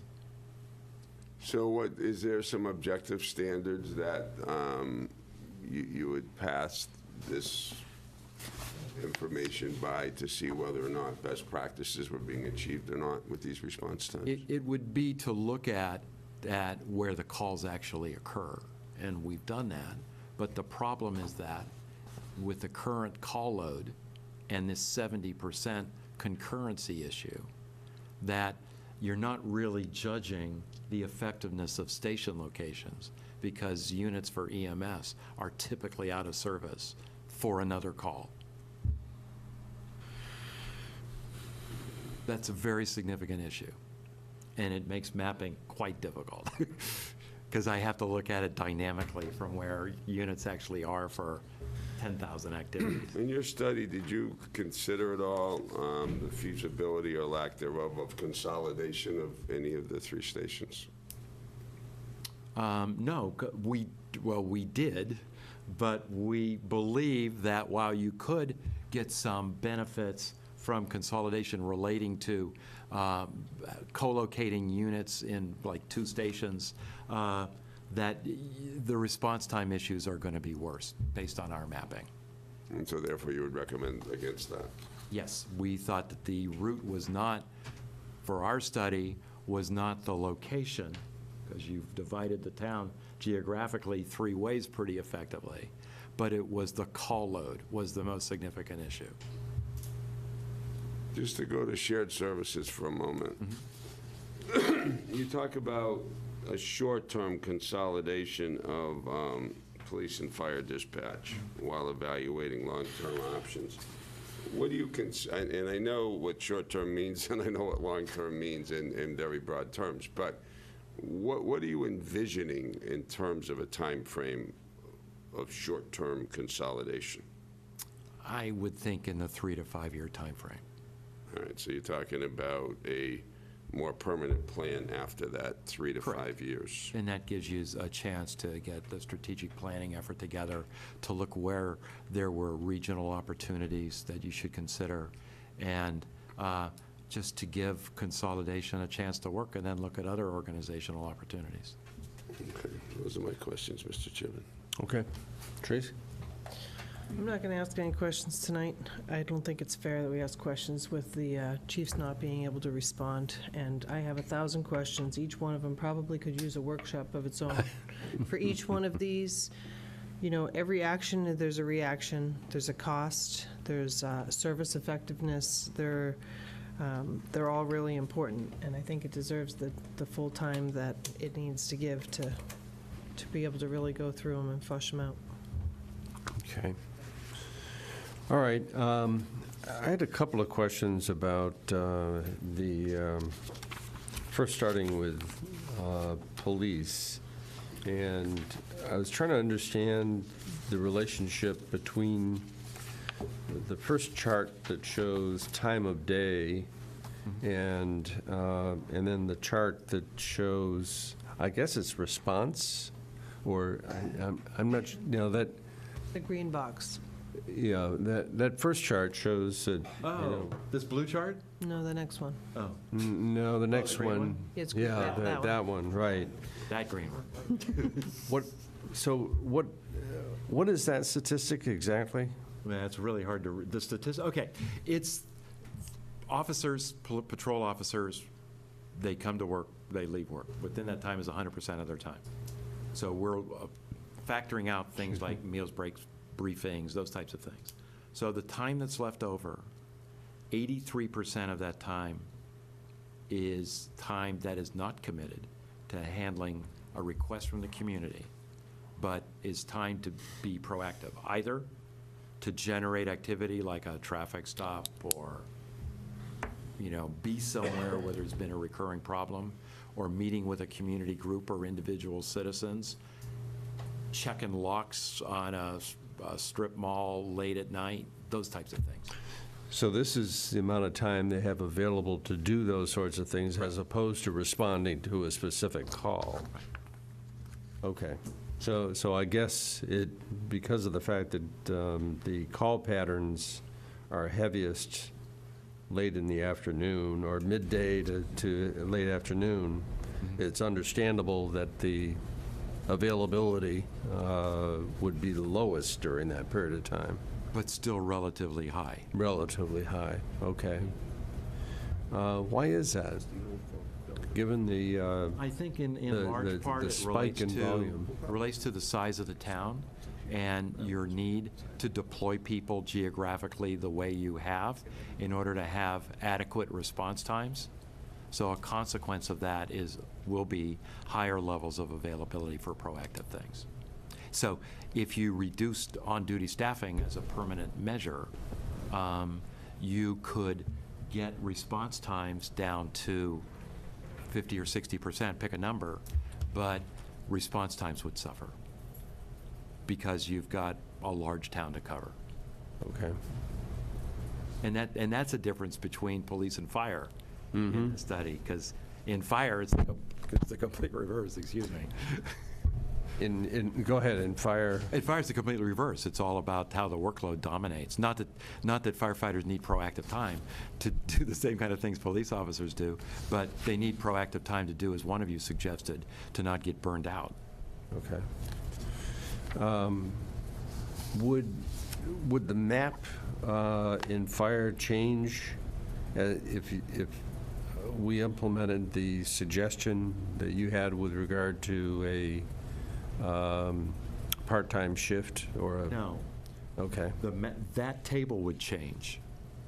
The Okay. level of concurrent calls would definitely drop. Okay. Still would be concurrent calls, but would drop quite a bit. Okay. All right. Okay. Yeah, I think I'm set at this point. Yeah, Mark, do you have any? Yeah, I just a couple of more. In looking at the call volume, does the town of Yarmouth have an unusually large call volume when you look at other similar communities? I'm just curious about, comparatively speaking, where we fit in. Is this the call volume? In terms of call volume itself or the types of calls? The types of calls. And the volume. I hate being dragged into comparative things because I really truly believe that every community is different. So you're not too dissimilar from mid-lower Cape kinds of communities. Okay. Okay. In terms of it's mostly service calls, and other parts of Massachusetts actually, in terms of it's mostly service calls and not crime that's driving patrol. How about with police? That's what I mean. Okay. Yeah. But but with... Well, fire, so emergency medical calls are driving most of the fire service these days. Right. You'd be hard-pressed to find a fire department that isn't dedicating at least 60% of their calls to emergency medical calls. Yeah. You are higher than many fire departments because of various things in your demographic, the age of the population and the visitor population. So as our community gets older, yes. Clearly that's going to drive up the volume and sort of put more pressure on that issue of having multiple crews out at the same time. Correct. Another thing that I'm interested... Can I just interrupt you on that question of, we have 3 stations. And you had said, well, you don't want to play around with reducing the number of stations because that would increase that time, that response time. That's response time for EMS calls, or is It's both. I assume EMS and fire. Okay. Would there be any advantage to having fire apparatus in only 2 of the stations and EMS spread out further? That would be an option. Okay. Since fires are so infrequent. Right. That way you could have them more in the southern part of the city. Okay. Okay. Hope you're not in the part of the town where there's no fire department. The other thing that I'm interested in talking about and getting some more feedback on is the recommendation dealing with firearms and natural resources, that department. One of your recommendations is that we discontinue the practice of arming natural resource officers. Can you comment a little bit more on? Well, it's one of the things that we looked at other communities on the Cape, and the ones that we heard back from, none of them are armed. And I mean, the principle here is that for what they're doing, do they need arms, one? And number two, how many policies do you want for firearm use and carrying do you want in a town? I mean, they can continue to have arms, but under the police department's policy and supervision is one option. But it's unusual to have them armed. I see. So if they're going to continue to be armed, then it would make sense to consider having them folded into the police department in some way. Yes. That would be consistent with what other communities are doing? Right, but even in the communities where they are in the police department, they're not armed. Okay. That's very helpful to know. I just looked up if anybody goes to capecodfd.com, you can see where we rank, and the last data that's on here is 2017, 2016. Yarmouth Fire had 7,211 calls. We ranked number 2 on the Cape. Wow. So Falmouth is the only one that's above us. If I might go right ahead. Follow your question. Yes. I'm a little surprised that it's being recommended that natural resource officers are not armed. They're usually out in some pretty remote locations, and if they ever had a real problem out there, first it'd be questionable whether they could call for help, and if they did, you talk about response times. You know, they'd be in off-road places out in the... Did you ever see the movie Deliverance? You like to run into those guys out in the woods? I haven't seen any of those. Hopefully that is so different from Yarmouth, I don't even need to comment on it, but you never get to. Not so sure things are changing. Anyway, you don't, where they aren't being supervised by the police department, do you want another law enforcement entity in the town with different policies, different training, different attitudes about problems? No, they should be going back and then calling the police department. That's what most natural resource personnel do. Did you ascertain for how long they've been armed and what the number of incidents have been over that period of time? Have there been any problems? No, it's mostly should we be reacting to a problem we've never had? No, it's mostly risk. Is the risk getting out of bed? It's a bigger risk than that. Depending on where you are in that There's some cycle. level of risk that's inherent in almost anything. Well, the reason why I ask is I think we do need to look at this and what the implications of it are. Most other municipalities have sort of moved in this direction, and I'm sure there are very good reasons for it. So I think we're always there. What's that? Or we're always there. Yes. Yeah. Yeah. I think training is huge. I don't know what the differences are in the training. I think that's an important thing. If they're not trained to an equal level, then I do think that's a liability. Yeah. It is. Yeah, I just want to flag that because I do believe we need to focus on this. You could remedy that by having them train with the police. Absolutely. Correct. I think they do some shooting with the police now, right? Yeah. Again, Okay. these are all issues that take a significant, I think Right. that alone, the natural resources and the Right. dispatch is probably worthy of meetings themselves, so. Yeah. Well, I'm not sure that we, as the policy-oriented select board, are going to solve and make decisions on these issues. I think the general direction is what we need to decide on, and some of the top priorities that have been brought up make some statements with regard to how we feel about those issues. I think for us to try to get down into all the details and reconcile between the police and fire department and how their feelings are and back and forth, I will end up going nowhere very fast. Well, if I could just respond to that, I'm very much interested in seeing that if there are issues here that affect the health and safety of our personnel, I want to make sure that we address them. Mm-hmm. And I think we need to make them as priorities, and I think we need to look to the administration to see how we can help work with our police and fire to address them.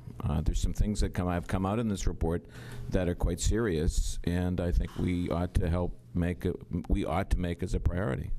And I look forward to hearing the chief and the police chief and the fire chief, and I look forward to continuing this conversation. Again, I think as a community we take great pride in these departments. We're very proud of the men and women that serve in this town, and I think it's our job to help look out for the safety and welfare of them and to make sure that whatever they need to do their job at the highest level, they get it. And if it means that we need to find more money or find ways to deal with it or reprioritize things, then I think it's our job as selectmen to be there to work and find ways to do it. So. Okay. Thank you very much. Thank you. Thank you. Thank you. Appreciate your report.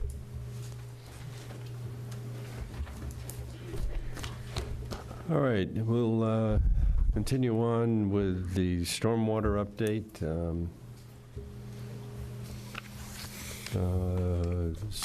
Jeff? Okay. He's preparing. Yep, all right.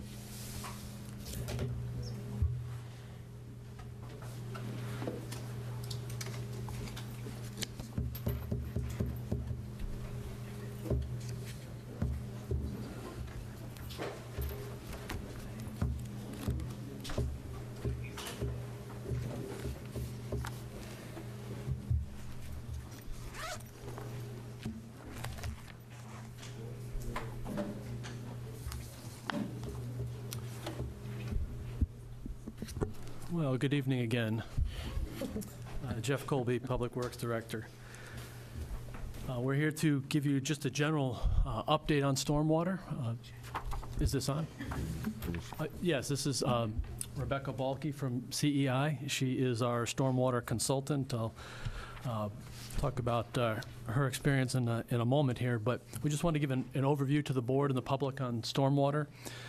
There has been a long-awaited permit that's been issued that we fall under. That is effective July 1st of 2018. It falls under the EPA and their requirements. It replaces a 2003 permit that we've complied with for a number of years. So again, it's long-awaited now that it's 2018. There are additional requirements, which Rebecca will go into detail under this permit in a moment. That's in the presentation. But that being said, we've talked about that for a number of years as we've gone through the budgetary process about how we've been ramping up. And I will say that over the last couple of years, the board has been very supportive of additional funding for stormwater, and that's been great. That has helped us position ourselves as one of the leading towns on Cape Cod with regard to being proactive to stormwater management. In fact, I field a lot of calls from different communities within the Cape about how we've dealt with an issue because we've taken a pretty proactive role in that, in getting ready for these changes that we all expected to happen with this new permit. So with that said, I've got Rebecca Balke from CEI. They're our stormwater consultant with us. She's a professional engineer and a stormwater expert, and she'll take us through this presentation. Okay. So really just to give you an overview, I'm here to talk about what the town's program is. I wanted to give you a little background on the regulations. As Jeff said, they've been a long time coming. So now that they're here, just give you an overview of what those are and what the town has done and what remains to be done under the permit and the regs. So just for, I'm sure everybody here knows what stormwater is, but just kind of a background reminder. You know, the whole issue with the regulation that we're talking about today is with stormwater. And basically, stormwater is something that when it rains and it hits the ground, it either gets absorbed into the ground if there's trees and grass around. And when there's development, then you have a lot of surface runoff. And as it runs over those surfaces, it picks up pollution and it carries it into a surface water. And it leads to pollution of those waters, which the state regulates and looks at, and they call them impaired waters, which I can talk a little bit more about. So basically, the more development you have, the more runoff you have, the more pollution or potential for pollution that there is. So in terms of the regulation, it really falls under what is called the Clean Water Act, and that is regulated by the U.S. Environmental Protection Agency. So the Clean Water Act came out many, many years ago, around 1972.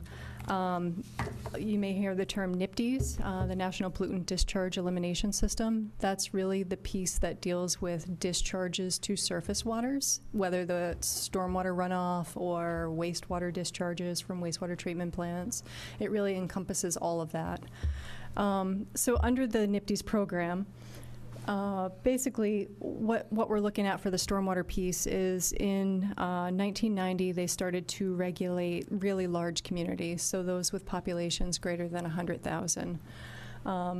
Then, several years later, in 1999, they came out with another regulation to really address the smaller communities with populations greater than 1,000. And in 2003, they developed a permit that became effective, and it's referred to as the MS4 permit, which stands for Municipal Separate Storm Sewer System.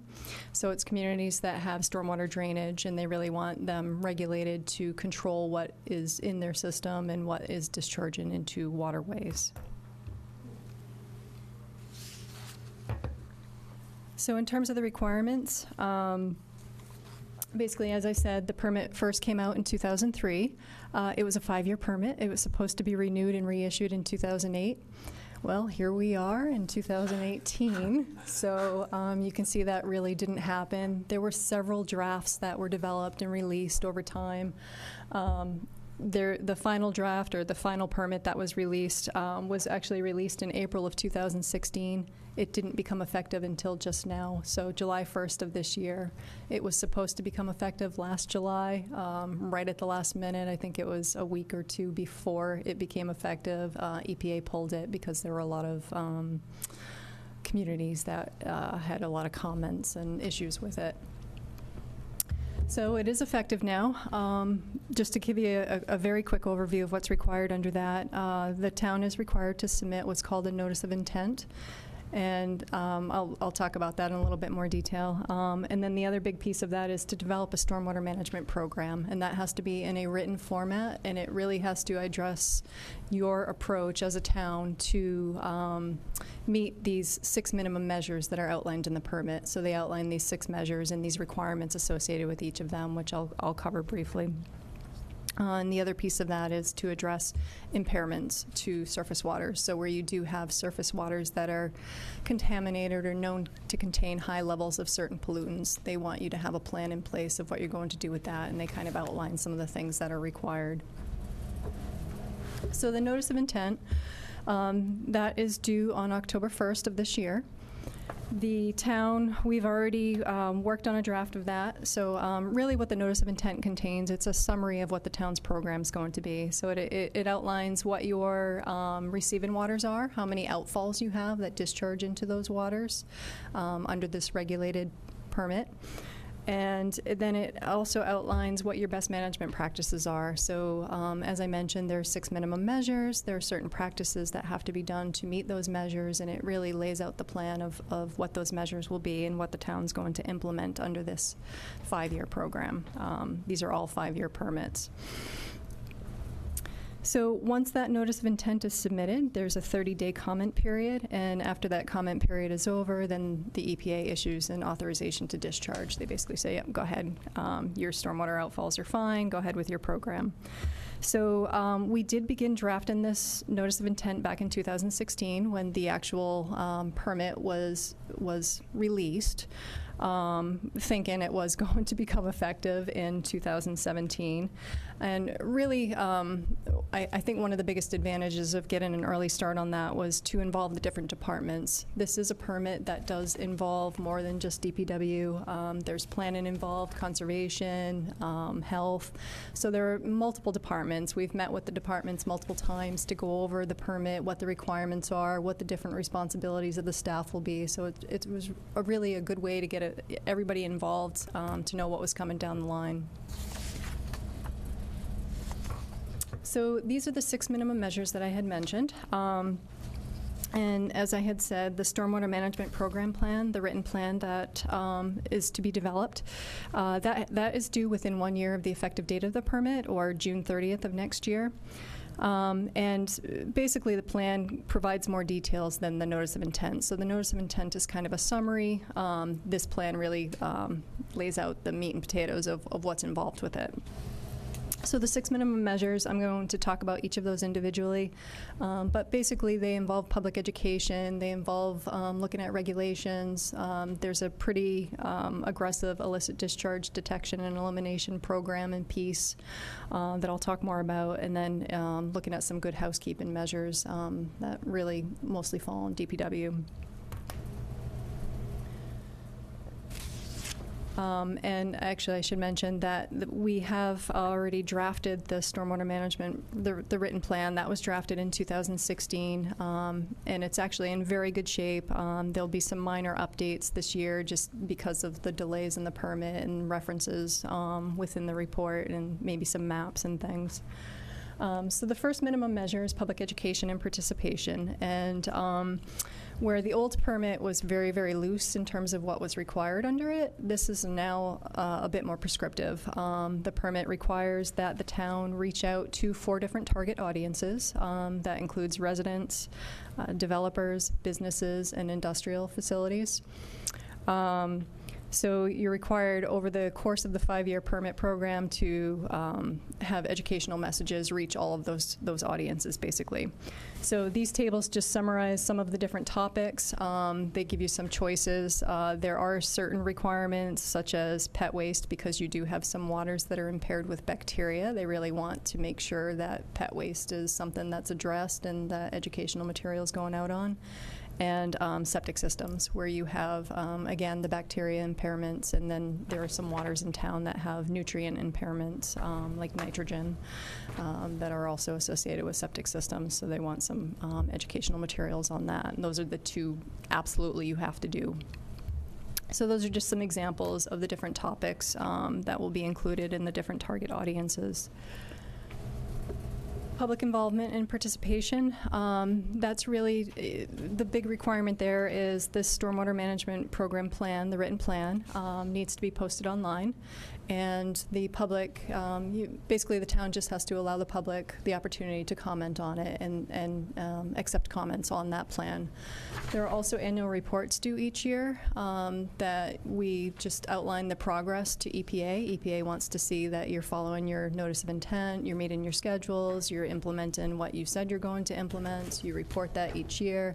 Those also go online, and again, just have to be available for the public to comment on. So illicit discharge detection and elimination, as I said, this is a very aggressive piece, and I think it's really one of the ones that requires a lot of resources, and probably one of the biggest efforts under this permit. So in terms of what has been done, I'll kind of talk about the requirements and what's been done and what needs to be done. One of the big pieces of this is to map the drainage infrastructure. So under the 2003 permit, they really only required that outfalls be mapped. Now under this permit, they want to see not only the outfalls, they want to see pipes, they want to see catch basins, manholes, stormwater BMP, so it's full mapping of the entire system. They do give you 3 years to get all of the outfalls in place on a map, and then you have 10 years to map the rest of your system. It's a 5-year permit, but they give you 10 years. And I believe the reason for that is because the next one probably won't be issued in 5 years either. So that's a good way to ensure that that will happen. So the mapping is in really good shape for the town. Everything's on GIS. You pretty much have the entire system mapped. The outfalls under this permit, we also have to have the areas that drain to each outfall delineated. That has already been done as well. There is a draft IDDE plan that's already been pulled together. Again, just some minor changes to that to update it with the release being delayed, the release of the permit being delayed. But that really covers a large large chunk of this effort, and it included a lot of prioritization of the outfalls. There's a whole set of ranking that needs to be done to prioritize which outfalls will be reviewed when. It includes a lot of different standard operating procedures for inspecting the outfalls. Under the 2003 permit, you had to inspect the outfalls only, and under this permit, they're actually making you go up into the drainage infrastructure, pull up catch basin grates, and look into structures as part of the illicit discharge program. So the effort is much, much larger than it was before, because there's just a much larger network of drainage system that has to be looked at than just the outfalls alone. So as part of that plan, we've identified the key junction structures that should be included in that inspection effort, which really helped to narrow it down. So, you know, whether the town decides to have an intern do that, or town staff, or hire somebody, it's all pretty much laid out now, so they know which structures they need to go to and look at and inspect. So that's all been laid out. And then, as I said, the inspection forms with the information that needs to be documented, how it should be recorded, and kept on site. So there are a whole set of worksheets that can be incorporated into a GPS or some other method. So what's left of that, as I mentioned, we'll finalize the plan this year, which is a pretty minor effort. Dry weather inspections have to be done by the end of year 3, and that is really just going out and screening all of the outfalls during dry weather to see if anything's flowing.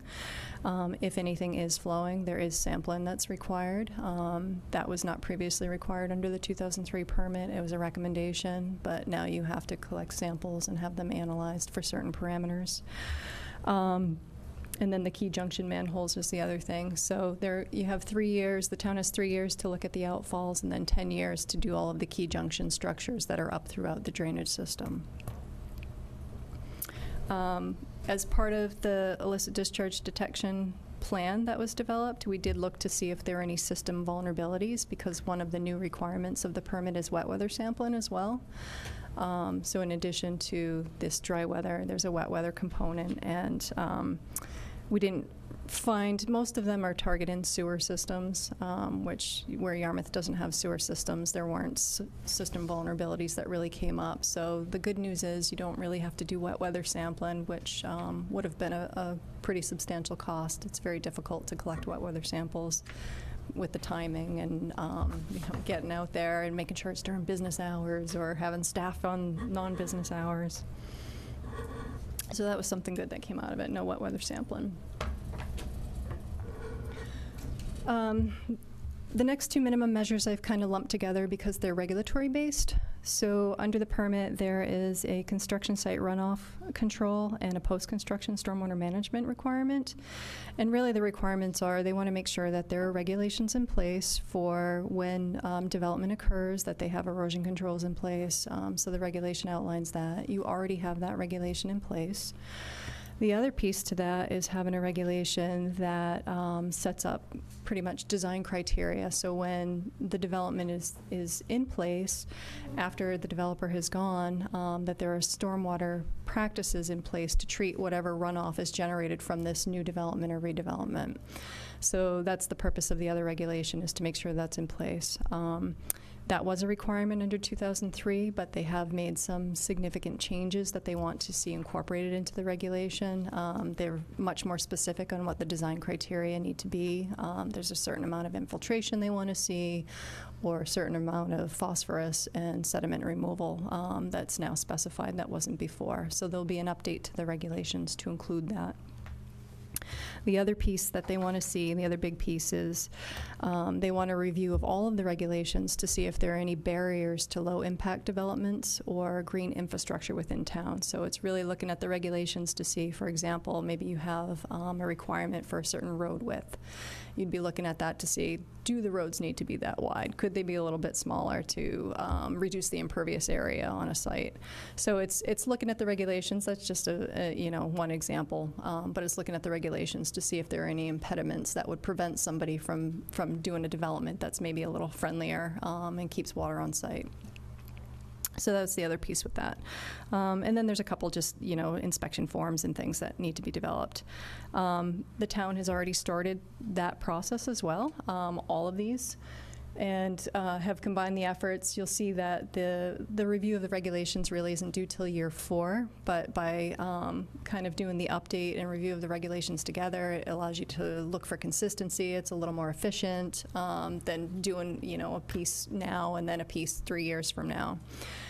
So that is in progress. There is actually a red line version that's been going through planning and conservation for review, and we'll be working on just some more back and forth to kind of get that closer to a final this year.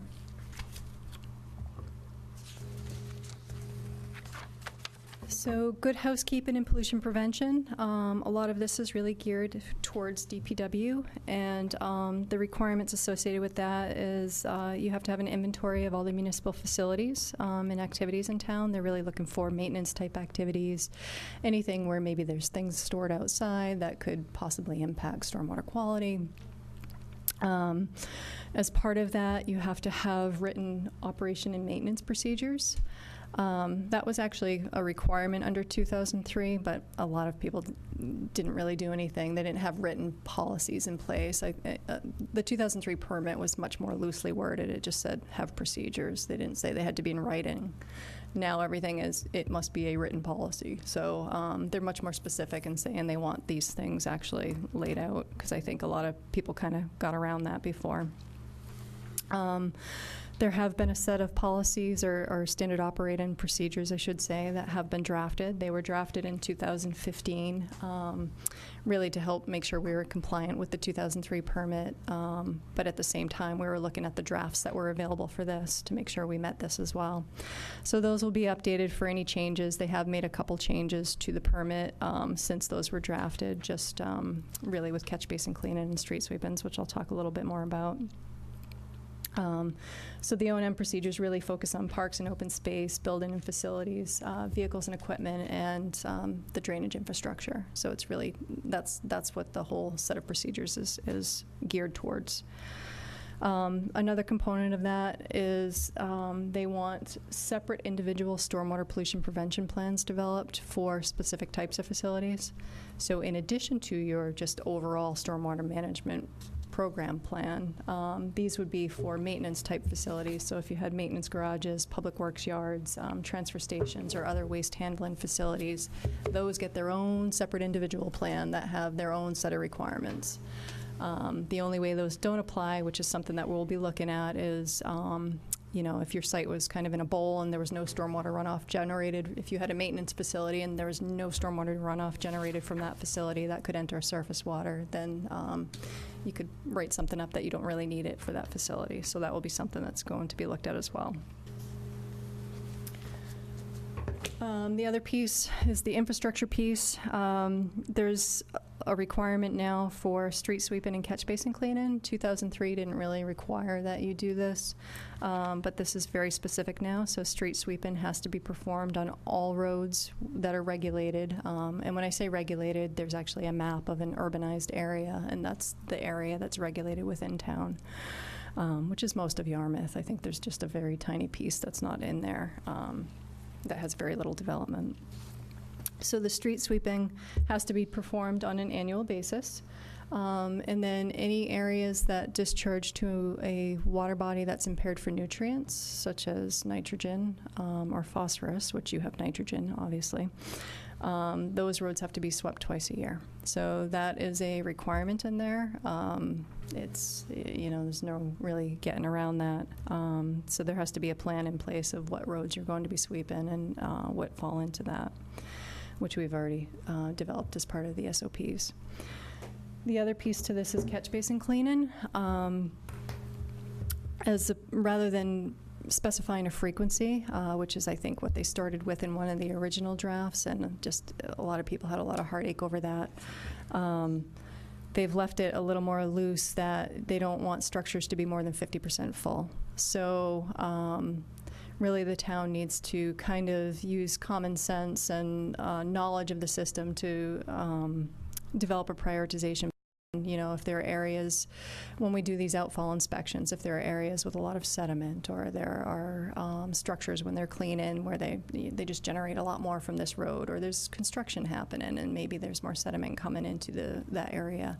Those are the kinds of things that might be incorporated into this plan. We don't expect you to actually measure every single catch basin.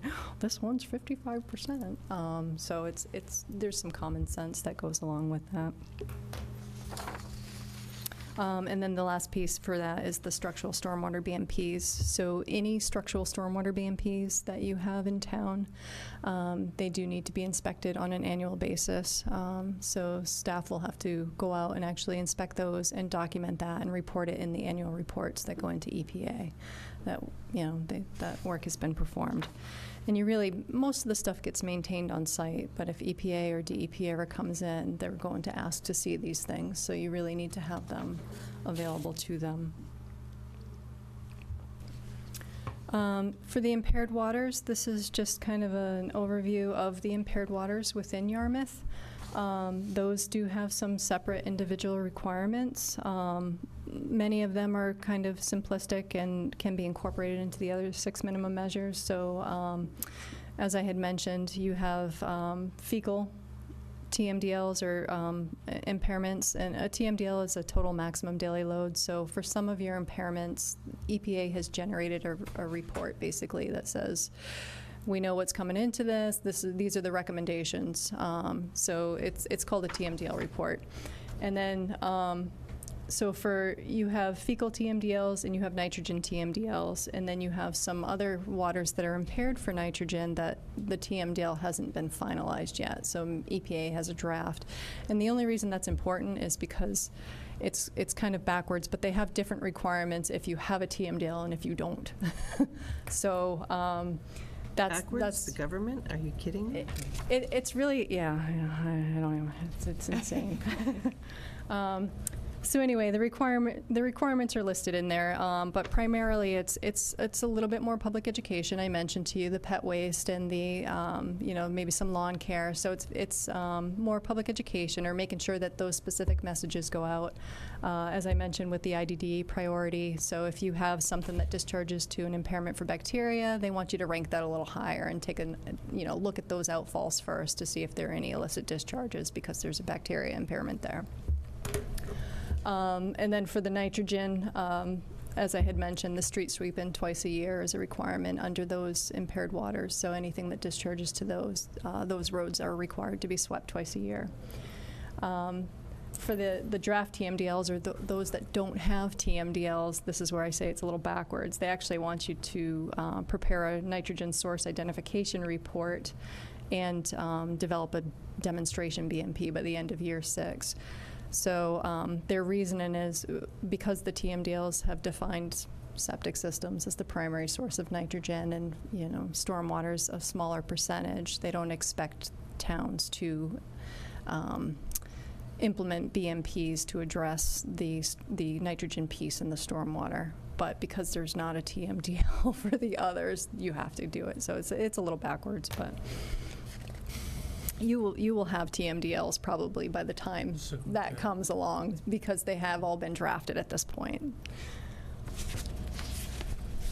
And then just some other things that the town is doing. We have, I'd say in the last few years, have received 4 CZM grants, the Coastal Zone Management issues grants every year. And the town has applied for and received 4 of those, total in about $155,000. And the focus for those have been, knowing that nitrogen is an impairment. And yes, stormwater is not the primary source, but it is still a source. So one of the things that we've looked at under that is just some stormwater BMPs that can be incorporated into roadway improvements. The town's very good about disconnecting drainage and installing leaching structures, but leaching structures don't do a lot. Leaching catch basins don't do a lot for nitrogen removal. Nitrogen tends to go through the soils. That's why septic systems can be an issue. So as part of some of these grants, we've looked at enhancing leaching structure BMPs to provide some nitrogen removal similar to the BMPs that were installed in Barnstable and Chatham. So that's kind of where that's going, and one has been installed already, and a second one has been designed and is going to be installed under a grant that was just received.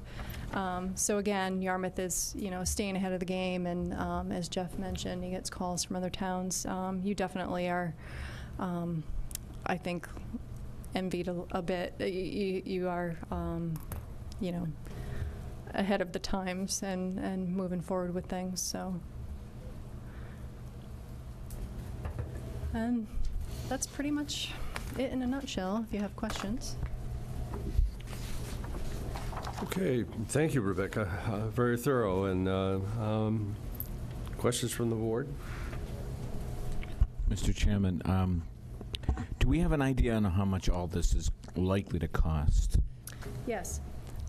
We have prepared, so it's a 5-year permit term. Yeah. And we have prepared a budget. We need to update that again, just based on the work that's been done. So the budget that was developed is about $186,000 a year. That includes the street sweeping and catch basin cleaning, which is about $80,000 a year. There are some assumptions made in there, and that's why I said the budget needs to be relooked at as things are developed and changed. The other thing that's in there is there was a demonstration BMP, and there was an assumed cost of about $200,000 that was spread over the 5 years. So that's another, $40,000 a year, which you guys probably will not need to do. So we will be looking at that this year and updating that for, to take out things like that. But it was $186,000 over the 5 years per year. That's great, thank you. The other question is the number of outfalls. Jeff, how many outfalls do we have in Yarmouth? Yeah, I believe the number's like 186, I think. There are 186. Yeah, I want to say it's like 165. Yeah, it's somewhere around there, regulated outfalls. So you have, there's regulated MS4 outfalls that are associated with your system, and then there are you have some private roads that the town is not responsible for, and those outfalls do not count. Like, you're not responsible for inspecting those, and so. But we will have to inspect those You only that are have to town-owned. Yes, and there's about 165, 165, I think there is. 165 town-owned. Yes. And then we'll be responsible for sampling those. If they're and flowing. If they're flowing. If they're not. So you inspect them during dry weather. If they're flowing, you have to sample them. So you're responsible for inspecting those outfalls as well as the structures upstream of that. Okay, thank you. So is that the inspections included in Yes. that 186,000? Yes. Okay. It's to go out and do all of the screening of the outfalls and the inspections, and Okay. yes, it's pretty much the whole program. And I think we can point out, Mr. Chairman, that those are costs imposed on the municipality. Yes. There's no federal or Right. state money coming to Yarmouth No. to help pay for these unfunded mandates. Correct. Okay. Okay. Other questions? No, I mean, that was my question. Yeah, one of the conversations that took place a number of years ago in the Commonwealth was because of these requirements, how do you pay for that, if all things being equal? So a number of communities introduced stormwater utility fees. Where I came from, we instituted for residentials a $5 a quarter fee to address that. There was almost 400 outfall pipes that had to be looked at. So there's a cost. And the street sweeping is, we have a lot of road miles here, so that's a significant issue. And it's, like I said, as just mentioned, there is no funding stream that came with it. It's just you've got to do this. So I know the board doesn't have a great appetite for fees, but there is a model that's been put out amongst many of the regional planning entities on how to assess commercial and residential, and then whether or not you have on-site treatment. So a lot of commercial entities now, they're required to have on-site treatment, and there's abatement things. It can get complicated, but there is an avenue to recoup some of the cost of this unfunded mandate. I think you had looked at a stormwater utility a few years ago in town here, or at least the initial phases of it. I don't think you were here yet either. But I wasn't involved with it, but I remember seeing some information on it. Okay. All right. Well, thank you very much for the update, and you have some challenges ahead. Yes, thank you. Thank you. Okay. I wish I could say that skipping over the next topic was going to catch us up, but Sorry. my understanding is the Barnstable Water Agreement is still under discussion. It is, and, so if you notice, the subtle change that's in the agreement that was provided in your packet called for a annual base fee. That's in Article 2, Section 4. And what Barnstable, I don't think have a particular problem with that. They just simply wanted to amend some of the length of term. So I said to them, get back to me with what your amendment changes are, and we'll take a look at it. I thought that was going to be done by now. Unfortunately, it's not. But you do have an advanced copy of what I think is like 99% of the revised agreement. Okay, so this doesn't have anything to do with Comaquid and... Well, it does, okay. because the request of me was to reach out to Barnstable to find a way to do an offset. So we did do that, and the dollar values that are put in here for the base fee are projected to cover the cost of the reimbursement, if you will, to the Comaquid Heights situation. Okay. Now, I've explained to a number of the neighbors up there that this relief, if you will, is temporary. That's correct. Right. And so that a longer-term strategy has to be worked on, whether that's pipe in that neighborhood or whether we do nothing or maybe perhaps do some other reimbursement, if you will, to equalize the rate. I do tell them that the idea that we're going to stay for 20 years with the same rate structure going on into the future is not likely to be the case. Right, There is a right. percolating capital need out there with the water department that we're working on. So, but it is only temporary fix. That's correct. Okay, so is that section of town ever going to require sewers? I don't think so. that was in the because they're- map, No, I don't, because they're where their location geographically is, although Jeff could answer that better. Comaquid Heights neighborhood. Right. That's generally in that northern side, which is the Right. nitrogen sink that Right. Dave Young refers to. So generally, that side of town won't need it to meet nitrogen requirements. So the town of Barnstable, in its sewering plans, are they getting anywhere close to that area?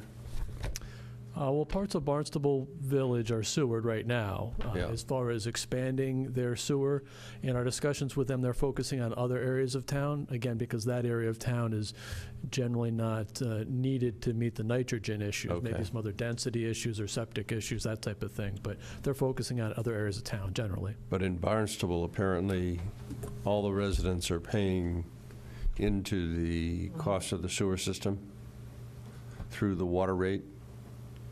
No. Barnstable Fire District, which is where Comaquid Heights is Yeah. separate, just fire district, water, and there is a element associated with the cost associated with the fire district, and I think some of the Comaquid Heights neighborhoods have a charge that associated with an out-of-district charge, if you will, from the fire district, but it's not related to anything to do with sewer. More fire services and response, because it's a fire district. Okay, for some reason, I thought, That's what I was on. I remember reading that as well. yeah, there was... I think that was a claim that was made from the neighborhood, but that's not the case. There's no cost. It's a district. It's a fire district. It has nothing to do with the sewer in So Barnstable. who manages the sewer in Barnstable? The town of Barnstable. The DPW. So it's not part of the Fire water district, and no. sewer? So It is not interestingly completely enough, separate. we're not selling water to the Barnstable Fire District. Right. Right, so it's a- right, That's it's right. to the other... That- And it's right, been made very yeah. clear to me yeah. by both the manager and the fire district that Interesting. neither one are associated with each other. Right. So, So does the fire district provide fire service to our section of town? I don't don't think that believe they so. do, no. Just I don't. water. No. Well, I mean, Well, ideally, from what you saw today, there's a lot of mutual aid that goes on. So at one time or another, I'm sure there's been Barnstable fire trucks or Barnstable Fire District fire trucks because the mutual aid situation is very fluid in this region of the Cape. Probably it's a 15-minute level of service to Comaquid Heights. Yeah.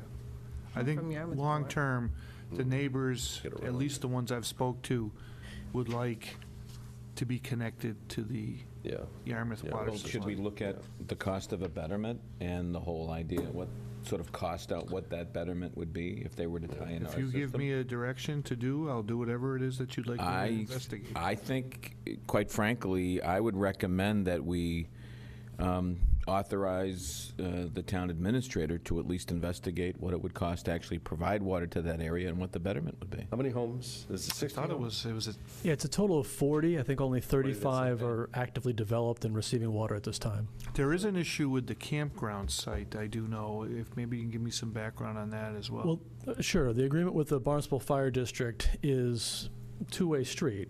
They service Comaquid Heights with water, and Yarmouth services the campground area with water. The campground being in Barnstable, but easy access for water connections. So for water purposes, we provide them water. So we should and- charge them more to Yeah, we offset should for come up our... with a special rate. We should charge them the same rate as Hyannis and Yeah. make up the difference.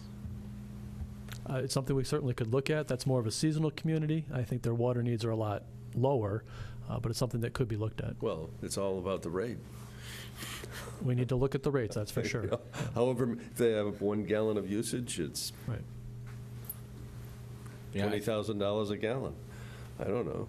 How do you like your taxes? There you go. It's going to come out to There the you go. same number. It's going to come out to whether the you same number, right? Increase the Yeah. base or the rate, it's going to come out the same. Yeah. Well, the reality is that if we were to allow them to tie in, it would mean the town of Yarmouth taking over that system that's already there, correct? So That's they'd correct. We would just have to connect to it. That's Right, we would have to connect to it, so the cost would be associated with the acquisition of the system, and I would assume, and then the betterment would be what that cost is, and if there are upgrades that are needed, those We'd be would better all, off paying the higher rate. they could end up, the thing is, yeah, if they want to be part of the system, there's a cost to it, and they may not like that cost Maybe either. cheaper just to leave it all well enough alone. Exactly. Yeah. Exactly. Yeah. Yeah, but I think That's it, I don't know if it's gonna, if it would cost much money to do even a sort of a crude analysis, but I think it would be helpful for them to understand that if they, be careful what you ask for. I think a directive to staff from the beginning is try to find a way to solve this and be as creative as you need to be, so. Yeah, well, I think Yeah, they've multiple got that. options. That's right. I think they've got that, Yeah. yeah. Yeah, 'cause, how much, so, how much revenue is the fire district getting beyond the rate that the Comaquid Heights homeowners would pay to Yarmouth? Do we have? I mean, Is it's a that the very small 20,000? district. They only They have only 1,400 customers at Barnstable Fire tiny. District, so it is a very small What system. was the amount of the differential, so to say, overall for? Oh, between Yarmouth customers? Yeah. Is it 25%? It's somewhere in that neighborhood. Yeah. But I figured out the exact numbers for 2016, and it was about a $12,000 aggregate difference in the rates. Yeah. All Yeah, right. and that's reflected in the base rate charge, and because of fluctuation perhaps in rate schedule, we added an escalator, $3,000 a year during the term of the agreement. And how many units are in the campground? Ooh, I don't have that number off the top of my head. It's probably less than Comaquid Heights, but Interesting. Possibilities, so, okay. All right, let's go on then, thank you. Let's see, upcoming agenda review, I've got to find it here in the packet. Well, Mr. Chairman, I think, based on tonight's meeting with Matrix, I think we're gonna have to figure out, Well, something's got to be on the list, yeah. yeah. Yeah, we haven't put it on or plugged it in yet. I was going to look for a little guidance. I mean, as you can tell, each one of those is a very large topic. Could be like 4 workshops over the course of some period of time. There's the DNR piece, the dispatch piece, police and fire. So if you have any suggestions on how to weave this in, because we're getting pretty close to budget time too, it's going to be really busy in the The future. important part is, I think, to have administration look at the priorities and what needs to come in front of us first in terms of, what safety, security, those Yeah. types of things that are actual policies that we need to address.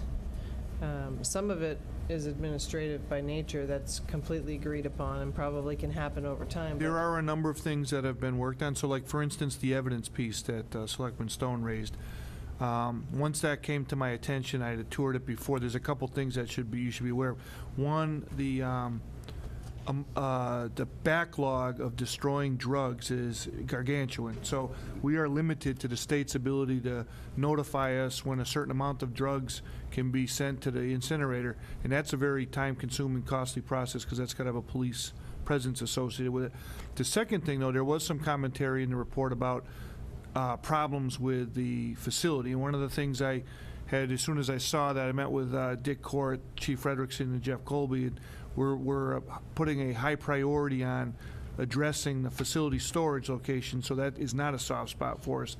So many of those things that are, you know, I hate to use the phrase low-hanging fruit, but we are working on that. There's also been talk about quickly working with the lieutenants such that they can get more rotation on the night shift. You should be aware, though, that I've been notified that Lieutenant O'Malley has been provided a provisional appointment to the FBI Academy starting in October. He'll be leaving us for 10 weeks. It's a great thing for the department. It's an excellent opportunity for Lieutenant O'Malley. So, I mean, so he's one of our frontline lieutenants working on a lot of the policies and procedures, and we're going to lose him for nearly 3 months. So there are some operational challenges, but both chiefs, to their credit, are working and diligently working to implement those things that they can do that aren't costing us money right now. And we are talking about one of the other issues that came up with the detectives was technology limitations. And one of the things that you'll see this year in capital budget is a cell phone reader. It's hard for me to imagine we don't have the tool in our inventory of tools to read cell phone information on a crime. So there's only the state police have one, and I believe Barnstable has one. And so we actually have to beg, borrow, and steal in many of our detective-related activities. The cell phone becomes a missing piece of the investigation because it's based on priority. So that piece was mentioned in the report as you need to step up tools for the detectives. So that'll be an ask this year. So we are addressing it on that level. There's deployment of duties to the deputy. He's been talked about what look like for that. Same thing with the sergeant. So many of these things are in progress, but there are some bigger topics that definitely are going to be a challenge going forward. I think you mentioned the two that I think the Department of Natural Resources is an issue, and I think that the public safety is something we've been, the dispatch has been something we've been talking about for quite some time. So there's a huge gulf on the dispatch issue, so you've seen in the recommendations. You know, it's not like I want to have the back and forth and let them make the decision. I think we need to ask the questions and, you know, make the decisions that need to be made, but I think it's important before we start doing that. And we'll start working to get our best recommendations for the path forward to you for choices, and it's all about me kind of giving you an opportunity to say, here's where we're at, what are the obstacles, and just looking at the schedule, it looks to me like September 25th is probably going to be the first time when we'll have an opportunity to really dig into those, and I think that might be a good chance to let you and the chiefs work through some of the major issues and come back on the 25th with recommendations and so forth. I don't think we need to hear a lot of pros and cons of this and that. I think we need to address the major policy issues and deal with the things that are crucial to us in terms of budget impact as well as changes in the way we service the community. And I will say that it would probably be advantageous after reading fully the report and then getting the document that the chiefs are expanding on the 12th to come back. So for instance, is when on the consolidated fire station, one of the things I spent a lot of time with Chief Simonian was, could that actually work if we did something different in the central part of town? He, because of his local knowledge, it's worth going down the road with him to talk about if that is a possibility versus Mr. Brady, who did a fine report. And I think the best walkaway from Mr. Brady's report is we have an excellent fire department and police department. But this is a good roadmap to work on for the future. But there is certain things that I think it's fair to say that I'll put in front of you with the chiefs for further exploration that would be beneficial. Will the new firefighters hired through the SAFER grant be put on a different work schedule? Is it like the 12-hour shift schedule that Mr. Brady had talked about? Right now, we're not going to do that. They were going to go into the rotation. I'd leave it up to the chief to explain how that would be. We hadn't had much time yet to talk about the 12-hour shift. It's an opportunity, but it does come with some dollar value add-ons, and we'll cost that out for you. We've talked about If I'm the not peak. mistaken, I don't think the chief was in accord with that recommendation. He wasn't if it was reallocating present staff that he had. So that's why he made sure that there was a clarification that they're talking about 12 new staff members to do that. I think Brady was talking about most of that being funded from overtime, if not all of it. That would be his supposition, and we'll Right. cost that out for you. You know, it's one of those things where it could look like it would work on paper. It's Yeah, I hard to know with when you get it down to with call-outs, actually doing it. LODs, and all that kind of Right, stuff that, yeah. that wreak havoc with us, you know? Well, Yeah. yeah, I mean, you also have to look at the window of how long, if you make a mistake on the overstaffing for a period of time, how much time before we catch up with that in any case, so. We could pilot things, try it out. Everything's a negotiation with the union for sure. So there'll be a cost to that impact. You know, I don't know what that is right now. We'd have to engage them on that topic. All right. Just looking at the list of things, we had a pretty extensive list of items that we talked about last 2 weeks ago in terms of projected agenda items. Does this encompass all those things? I believe that it does. I believe we captured Okay. all of those, yeah. All right. Okay, any further comments on the agenda at this point? All right.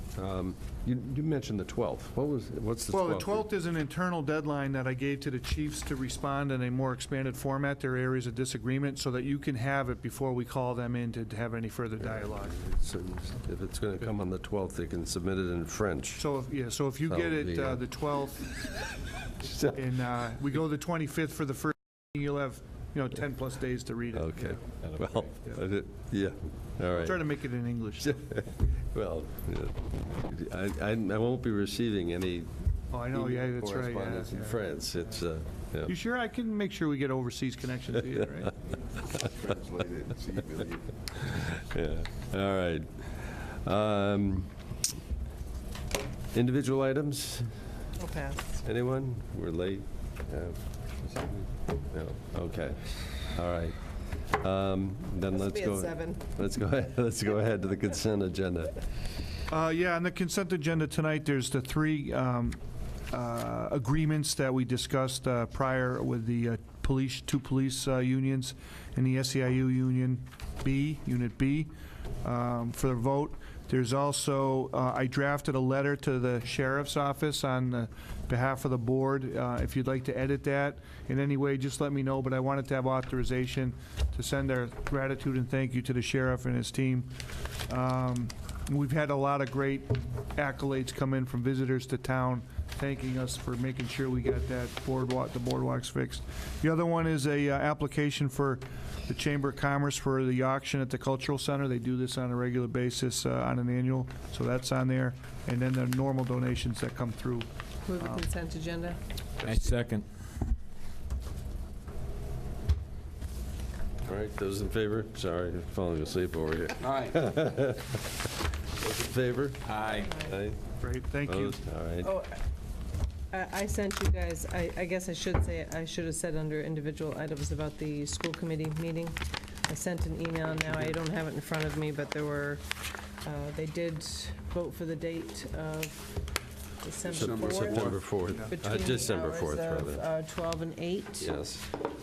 They said that they were going to create a subcommittee to look at the regional agreement. However, because it's such late in time that whatever we have for the new building will just have to be, so, but they'll get to it. And there was one other, there was three points. They added some people to the Yes. to the school building to make it equal, because it's a equal 50-50 town's Well, that must be a project. signal that that's the... Yeah. 70-30, shouldn't it? Oh, no, proportion no, that no, they, not when it comes to the support. building committee. It's 50-50 when it comes to the building committee. The funding is a agree. different. That's with that fascinating. split. That's fascinating. Yep. Okay. So You're that's talking my- about finances, right? No, we're talking about the building committee for the new building. It's going to be 50% people from Dennis and people from Yarmouth. Really? Okay, well, that's great. Surprise. Okay, That's my update. all right. Yeah, there's, I'll put some information in front of you soon about the ballot question on the debt exclusion for the school. Yeah. We need to have at some point a discussion and decision if we want to post a separate town ballot that same day as the election. I think it's important that we do that.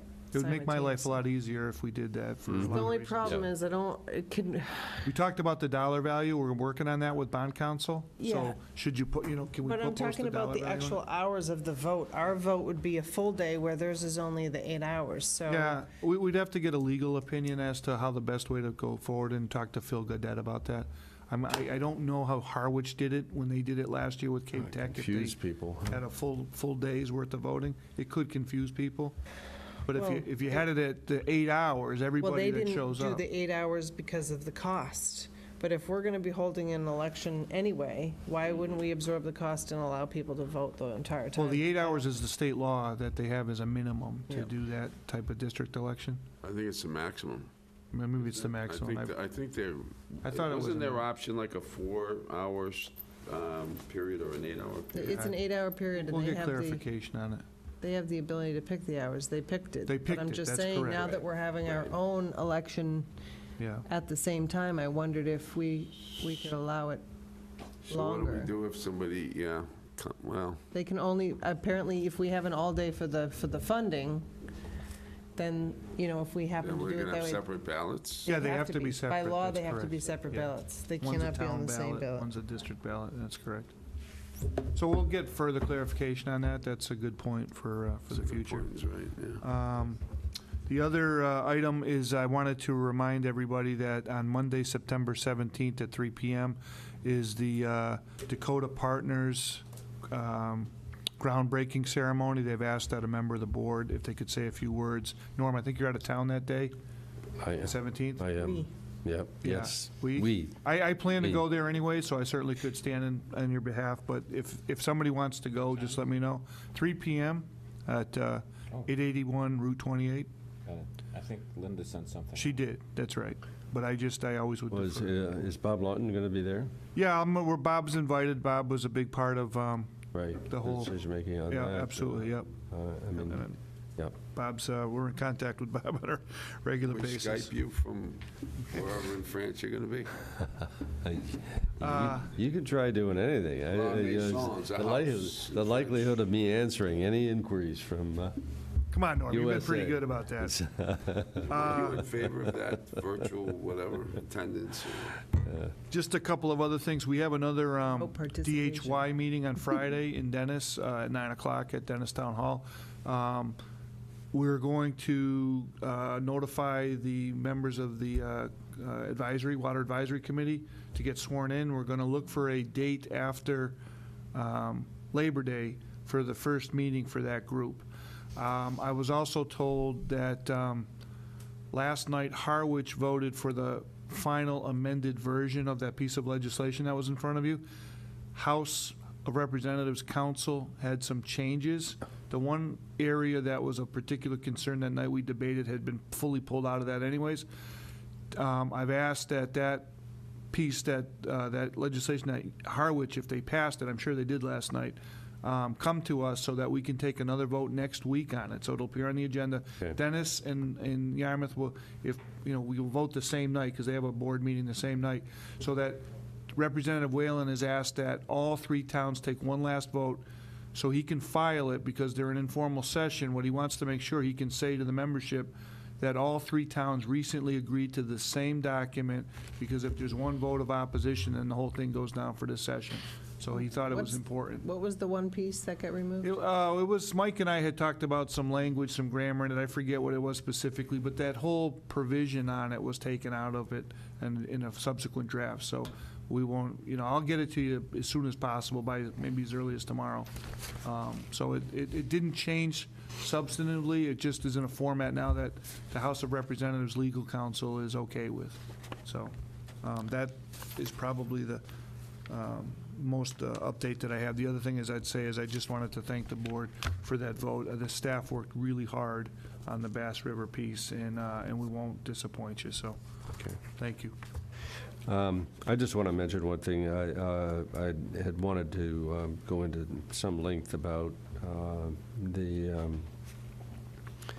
MPO meeting and discussion that occurred with regard to the bridges coming out of the Cape. And I'll be brief at this point. I want to say something more at our next meeting, but the bridges over the canal are the Corps of Engineer responsibility.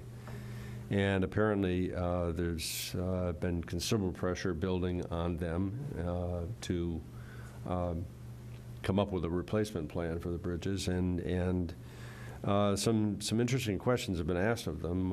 One was whether the bridges are the bridges the single largest bridge asset that the Corps manages, and the answer to that was yes. They don't have any other bridges in their system that are comparable in size, nor service areas that are comparable to Cape Cod.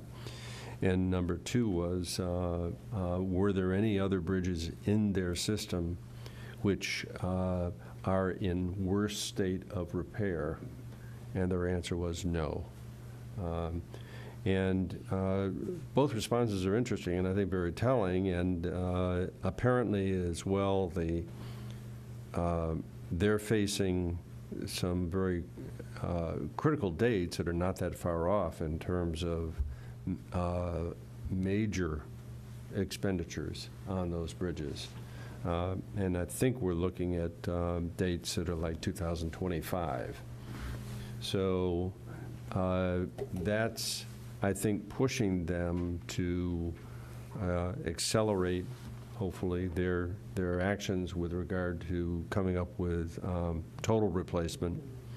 There's been some discussion at MPO about alternatives, and I think we need to talk about that and be willing to provide our input. The Corps of Engineers is also going to be scheduling a public commentary session. I think there's like a 30-day window for public comments, and we should be hearing about that in the near future. But I think we've got to be prepared to put in our 2 cents with regard to the impact that it might have, and what our interest is in the replacement. The state DOT has done a lot of work on bridge, not on the bridge replacement, but on the surrounding support roads, and has a plan that would, if the bridges are replaced, would substantially change the look of the interchanges around the bridges, and would also, based on their projections, substantially reduce the waiting time during peak periods. And I think they've already had public hearings on those plans. I've attended some. Have you? Yeah. Yeah. So The only thing I've things are ever moving wondered forward. about is if you reduce the waiting times, what happens when you cross the bridge? Well, there was some discussion, and there's going to be some follow-up at MPO on that question, because, okay, so everybody arrives 15 minutes earlier.